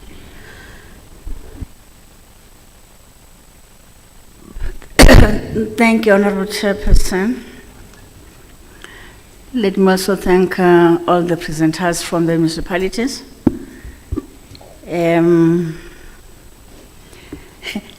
When we were growing up, they'll say when you talk and have your hand on your pocket, that means you have a lot of money. There's on a lighter note, but I just want to say, from 2009, if not 8, but I know that from 2009, there was an introduction of human settlement, not housing department. And why was that principle put in place? To try and have the three spheres of government talking together and put all the plans on the table. If the national department wants to build a hospital, Egoruleni, not even Egoruleni, Etwatwa, we say that. So that ministry must then go down to the province and Egoruleni municipality, because the municipality must then do the bulk infrastructure. Because the province, for instance, if that settlement that is being established, it will need libraries. So the MEC for sports, arts and culture must be part of that planning. Education, that settlement will need schools, all that. It remained a principle which was never implemented. Hence, you get Human Settlement Department doing just housing. They complete them, whether it's flats or whatever. At the end, there's no water, there's no sewer reticulation. And people end up hijacking, and they will see how do they get water and utilize those toilets. So we need to leave this. Now there is district development model. It's the same principle of the human settlement, to say, let's plan together so that we talk to each other. Yesterday, COGTA portfolio was meeting the municipalities, including the metros, that did not give the whole information we needed 3 weeks back. And there was an MMC that spoken at the end. He was very angry. Angry that national sphere comes to promise something or declare that we'll do it or declare disaster, and then they go without implementing what they have promised the people.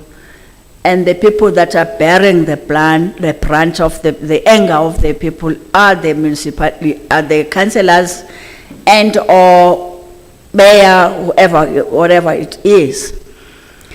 Which is the same with ourselves. We're deployed in various parliamentary constituency offices. People ask us that Minister so-and-so or Premier promised ABCD, where is that thing?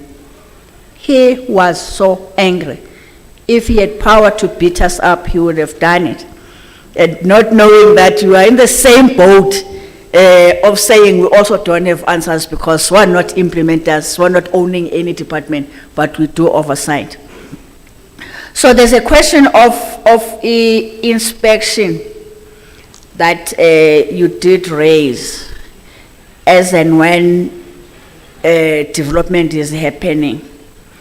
And the question is, who must do this? What is the period? Because what we hear when we find shoddy work is that, no, we saw them once, maybe at the foundation, just came in and go. Then, before handing over, whether it's of the quality standard, somebody comes. They used to say, no, it's a provincial person, engineer that comes and say, these houses or this building is fit to be occupied. But when you find there it's cracks, is whatever, there are a lot of problems. So the question is, who is supposed to be doing this periodic inspection so that wrong things are identified whilst that building is not yet complete? And how often that should be done?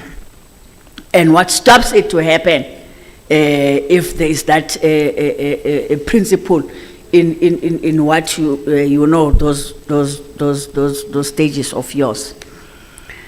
Let me also talk about the question of talking to each other. You find that people are putting themselves in the wetland or at the riverbank, and then they refused, or we take more than 48 hours to remove them. Then they stay there. They build their shacks. And then they we feel the heat. They demand houses where they are. Say, no, the engineers are saying this land is not right. It's a wetland, it's on top of the river, you can't. They demand and end up falling into that trap. And then disaster comes. Tell about Clip Down, they were removed, they are there. Just. So the question of being decisive, I think that's key also. The enforcement of the bylaws, whoever is responsible for that is employed to do that. So why these kid gloves? Because it takes the state back. They are out, they're toy-toying, they break everything. Toy-toying things that have been, they were told, they were removed to another place, build houses there, removed. They take those houses, they stay there, and then they go back to that area where they were removed from. And they are left to that. Another disaster comes in. But what I want to say is that when people put themselves in these dangerous areas, why are the enforcement agencies not removing them when they were supposed to be? Because others, you get people raise the alarm. We touch those people that are supposed to be doing that. No, you have to go to court. No, what, until nothing happens. So there's the COJ only raised the question of, maybe others could not see it being important. The COJ raised the question of having developers forum. I don't know when did you start, but in terms of your job, it's supposed to be there. I just want to make an example, because these developers, okay, another municipality said, hey, we have problems with developers. But then COJ said, no, we sit down with them, we have periodic meetings with them. I want to make one example with people of Proticlane, because I'm deployed there. There were floods in November or December last year. Very serious floods. And those houses were built, it's a middle-class area, bonded, and were built by developers. Not far from where they built is the river, or the river stream. When that river broke its banks, then all those houses, it's not the first time. It happens. 2016 it happened, 2019 and all those things. Just last year it happened. Maybe after 3 years, the owner of that river then decides to, let me flood these people. So then the National Department declared disaster after 2 months or so, or after a month. Yesterday, this MMC was complaining, not even yesterday. I met the minister 2 weeks back, and I asked the minister, because I have pressure from the community that national declared disaster, roads, people can't drive to those roads, there's still barriers, they take long, and all those things, the houses are still like that. The minister said, no, COJ has not submitted an MOU. The council has not taken a decision. So national then can come there and then do what is expected to do in terms of the disaster processes. So this taking, I don't know whether the municipalities know or politicians know, the speaker or city manager knows that there was supposed to be a city decision on that, so that the national then comes in. So yesterday, the MMC was complaining, was saying, but also the national says they take long because councils do not take a decision and then do not submit that decision to national. So there's that problem also, things that we were sitting on our laurels, and people are suffering because we don't follow up steps that we need to follow. The question of the IGR, like I said, the principle of human settlement, is the same thing. IGR, talking to each other. That MMC yesterday was talking like that. No, you see, a national person comes with a project, built there, without consulting the mayor, the councillors, the community, the small businesses, then projects get stopped. Or there are problems, or that promise is not fulfilled, and then people are marching towards the municipality or towards the individuals, councillors or mayors, with the promises done by national or by the province. So this IGR principle, the talking to each other, is very important. Construction programs, yeah, let me just end there that the three spheres, because people see one government, and they see one government, you can't say, no, it's not my responsibility.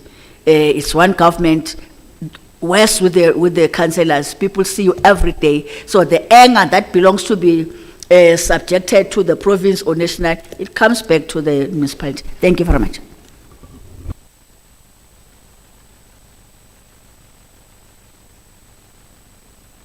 No, thanks. I think HOD, maybe it would have been great that you were here, but we'll summarize what municipalities are saying. And I think I would urge you that you and your team, you need to meet with municipalities. Because what they are telling us is not a good story. They are complaining about the correlation between yourselves and them. And they are actually furnishing us with reasons why they are rejecting and refusing to give you this occupational certificate. It's basically non-compliance from your side. It's a deliberate act of non-compliance from your side. Your officials are just blatantly want to become laws to themselves. They don't want to comply with any municipal standards, and including standards that have been imposed by the law. They don't want to adhere to that. They just literally go on, undermine those things, and even go ahead and occupy buildings without occupational certificates. Am I correct, colleagues? That's what municipalities are saying. But they are saying that even before structures are erected in their locations, they are able to warn department that no, you can't build there because of this and that. But the colleagues in DID, they just go ahead. We don't know whether they're inspired by the prepaid or what's happening. They just continue. No problem. They continue. They build without adherence to any standards. And you know, sometimes Ojelam Molatompeng is a problem. I don't know how to put it as cool. But Motojelam Molatompeng, it's a big problem. And that's where we are. I think that's what all municipalities said, from Palesai Koruleni to let's say the municipality. That's what they are saying. Is it Rand West? That's what all these municipalities are saying. And it's a very scary report, and I think we asked that they must furnish us with the soft copies of the report so that you must also get it, because this is the reality. Also, the last complaint is the shoddy workmanship in most of the projects. They say our projects after delivery, they begin to be washed away by the rains, the heavy rains. When the rains come, and then the shoddy workmanship gets exposed by the rains. It should not be acceptable. I think we were able to, we should be able to monitor these projects properly, and if we are adhering to the standards that are set by the municipalities, it will also help us with quality assurance. And I'm sure in the department there are people employed who are called quality assurers, who earn a lot of money. Some of them earn more than I do. I wonder what do they do? I mean, in terms of these checks and balances and the quality assurance of all these structures. Because if you are building or constructing something for the public, what is most important is the durability of the structure. That it has the structural integrity, that it is able to actually outlive you as a person, that it must be there for a very long time, because the understanding is that you are building it for the broader public, it's going to continuously be in use, and it should not be substandard. But if we don't adhere to what standards say, it means we are cutting corners. It means that now we have to then question the structural integrity of whatever we are building. It creates a problem. So municipalities, both the ones that are led by the ANC, because I thought maybe it will be political, and the ones that are led by a chakalaga of coalition parties, they are all complaining, but they are not happy. Muruti, you are not happy. They are not happy, all of them. And it's a reality. So I think it's something we have to look at. We have to respect IGR. That relationship is very much important. So the bottom line, HOD, your department is occupying buildings across the province illegally. That's what they are saying. They are saying there are buildings which you are occupying illegally, which the law permits these municipalities to evict you at any given time. I know when you were in Tswane, you did not waste time in cutting lights and water and eviction. You might be evicted from your buildings. So I'm saying these are the challenges, and we need to fix them. I mean, we hire, I'm sure the professionals, the exceptional professionals that I spoke about earlier when I spoke, that DID, a lot of companies cannot match DID in terms of the professionals that you have. But we need to then begin to infuse the level of professionalism that they actually perform according to their credentials, because now they are not. There is no quality assurance. Those who are employed to ensure that there's proper intergovernmental relations are not doing their work. Those who are employed for compliance to ensure that we meet and adhere to the minimal standards set by municipalities and by the law, they are not doing their work and so forth. And that's why we are sitting with the challenges that you have, because an occupational certificate is everything. It's not about the building is completed and we are happy with it. An occupational certificate is that this building was completed according to standards. You know, it has met the standards of it being constructed. So I think I want to believe, colleagues and chair of the session, that this meeting, I think the HOD and her team, outside us, they need to have, especially with all these ambitious projects that are still in the pipeline, that we have set the deadline of the 24th of March in a book by William Shakespeare, Julius Caesar. There's a guy who says, beware the Ides of March. So on the 24th of March, when we are going to complete these projects, for that to happen, you would need to then be able to sit with the municipalities so that they are able. I saw what they showed us. I mean, they were presenting to us, this is what we are expecting on fire, on this and that, you know, so that we are able to go through that. And I think Member Hoffman spoke about it earlier when he was speaking about proper principles of project management. Because if we were following those precepts of and proper principles of project management, we were able to say, okay, we have done the, what you call this, we have done the foundation, the municipality can come and check. Your own internal assessors can come and check. Then you pass it. You know this is a proper foundation. Then to build a structure, there's a school I know which has been built, it's crumbling down. And then we realized the foundation was wrong. It means the whole school must go down. In Centurion, in Oliven, in that slab. That school is collapsing. So if we said after laying the foundation, and then the municipality comes, the ID and its people come, we assess, oh, okay, this is a proper foundation, this is a dolomatic area like Oliven. You can't just put a normal foundation. You have to put a floating foundation. There are a lot of building standards for that, and so forth. If it's a structure in the West End, your structures that you build in the West End, because of the sinkholes, They are going with the sinkholes, right? So if you put a structure there, it must be a structure that speaks to the reality of the West Rand where there are sinkholes.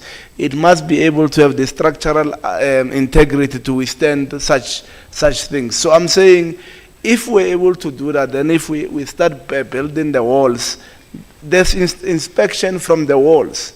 Before somebody puts an invoice, because we just pay people without doing assurance of their work. A person puts an invoice for having done what you call, the best thing they know how to do, service providers, is site establishment.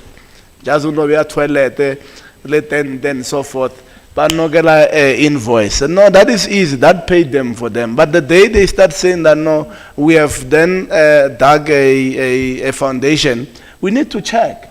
It must be checked. The invoice must say that the quality assurer has signed it off, and so that 2 years in the line, if the building collapses, we know who's the culprit. That person we are paying in DID, who says he's a professional, who signed off the foundation, that person we must recoup the money from them. Because we can't break the whole thing because somebody just signed off because he was given something to look the other way. So I'm saying, this is what municipalities were saying. We are quite troubled by what they are saying. But I know you've been in a municipality, you understand how municipalities function. And I think there will be a great fit between what you are doing and what municipalities are supposed to do and what the DID is supposed to do. We are quite confident that we can resolve that. Thank you.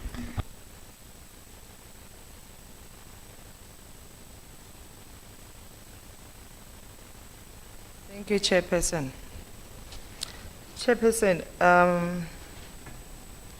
it is, first of all, I would like to appreciate the presentation from municipalities, because to be honest with you, you are actually telling us the incompetence of department.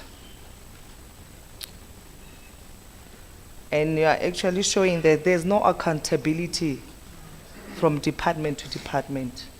No commitment at all of assuring that everything must be done and completed to the end. I don't think to this day that we actually have to sit here talking about poor workmanship. Because if we could hold each other accountable from actually even identifying a land, we won't be seated here arguing about such things. And we are pleading with the department, as you on the podium speaking confidently so that you'll be achieving so and so. I hope when we have to hold you accountable next year, you'll still be in that very same chair. I plead with the department on cadre deployment and emphasizing on it. Can it end? Because I hear Honorable Makubela saying you're from Tshwane. And the history of Tshwane doesn't look good. I have to attest. So I hope and plead with you, HOD, that as of today, as of May, where you'll be on the ground with your team, now you are getting started. By next year, we won't be seated here and crying. And please, speedily help the local municipality on achieving what they need to achieve, and scrutinize and terminate contracts if needs be, before we can even get to the completion without compliance. Thank you.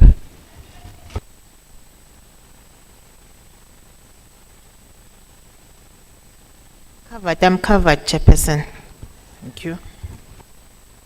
Okay. I think I don't know whether Municipalities, do you want to have a response, or you're covered? You're all covered. Okay. Going forward, is that we're going to work together with the department before we start a project. It should be a consultation and an agreement also. And before a building, we need to have submission of building plans and be approved before we start. Failing which we follow our bylaws. Members, can we, before we go to item 6, the department and the municipalities, you are, will continue, Tina, will follow, but I think lunch is provided. But will guide you there.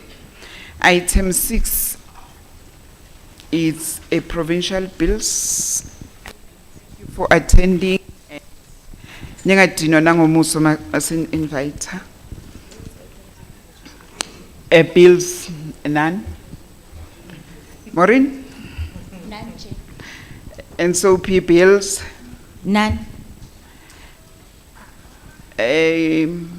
Yeah, it's written a program to approach expropriation bill. Oh yes, Chair. The expropriation bill program, we are still working on it, and it will be communicated to member once finished. And the chairperson has requested that we should organize a special meeting for the member to adopt. We'll the be program. informed accordingly.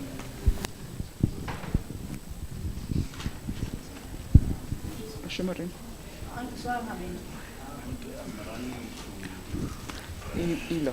The meeting, yes. Thank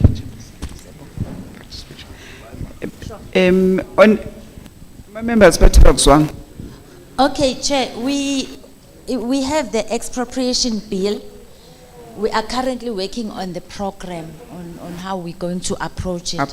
Yes, once confirmed with the chairperson, Chair has requested that maybe during a recess, we call a special meeting just to discuss and adopt the working program for the expropriation bill. Okay. Thank you, Chair. Yeah. Member? Huh? Thanks. I'm not sure. I'm not sure when you say we are waiting for the program. My assumption maybe we are waiting for the select committee program. However, we had agreed that because this bill, it's highly sensitive. Let us not wait for the NSOP program that will tell us that the mandating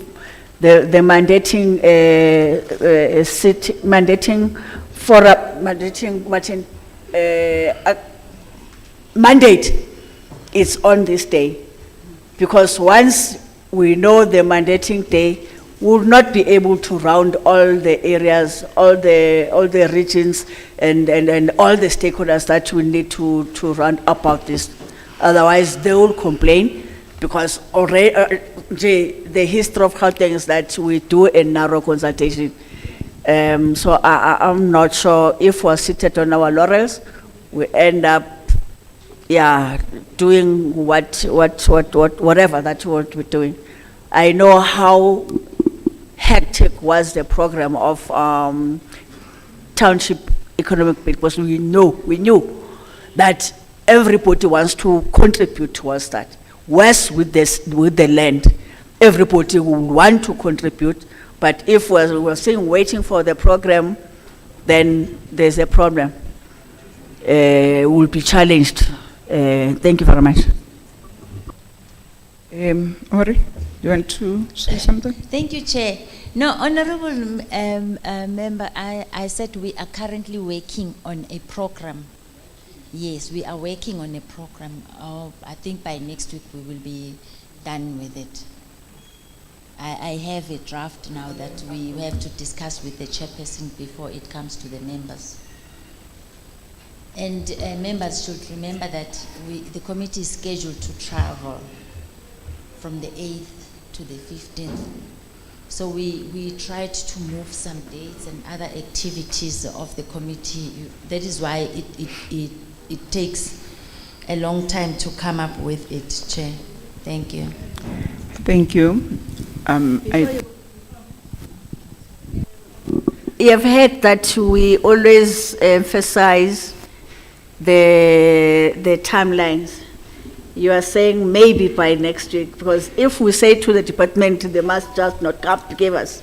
But then maybe the chairperson is not ready. But without a clear, which will be finished by this, and then, yeah, let me leave it there, but. Okay, yeah. It doesn't give us. Yeah, on item 8, it's petitions, none. Resolutions, item 9, none. None. Even for the top, none. Item 11, it's not none. I declare the meeting closed. And thank you, members, your colleagues, and also the support staff for attending and sitting until this time. But at least this was a fruitful a meeting, and thank you everybody, and also our Hansat and everybody who's here. Thank you very much for giving me a time to share this meeting, and you had a disciplined audience. Thank you, and have a very safe journey back homes. Thank you.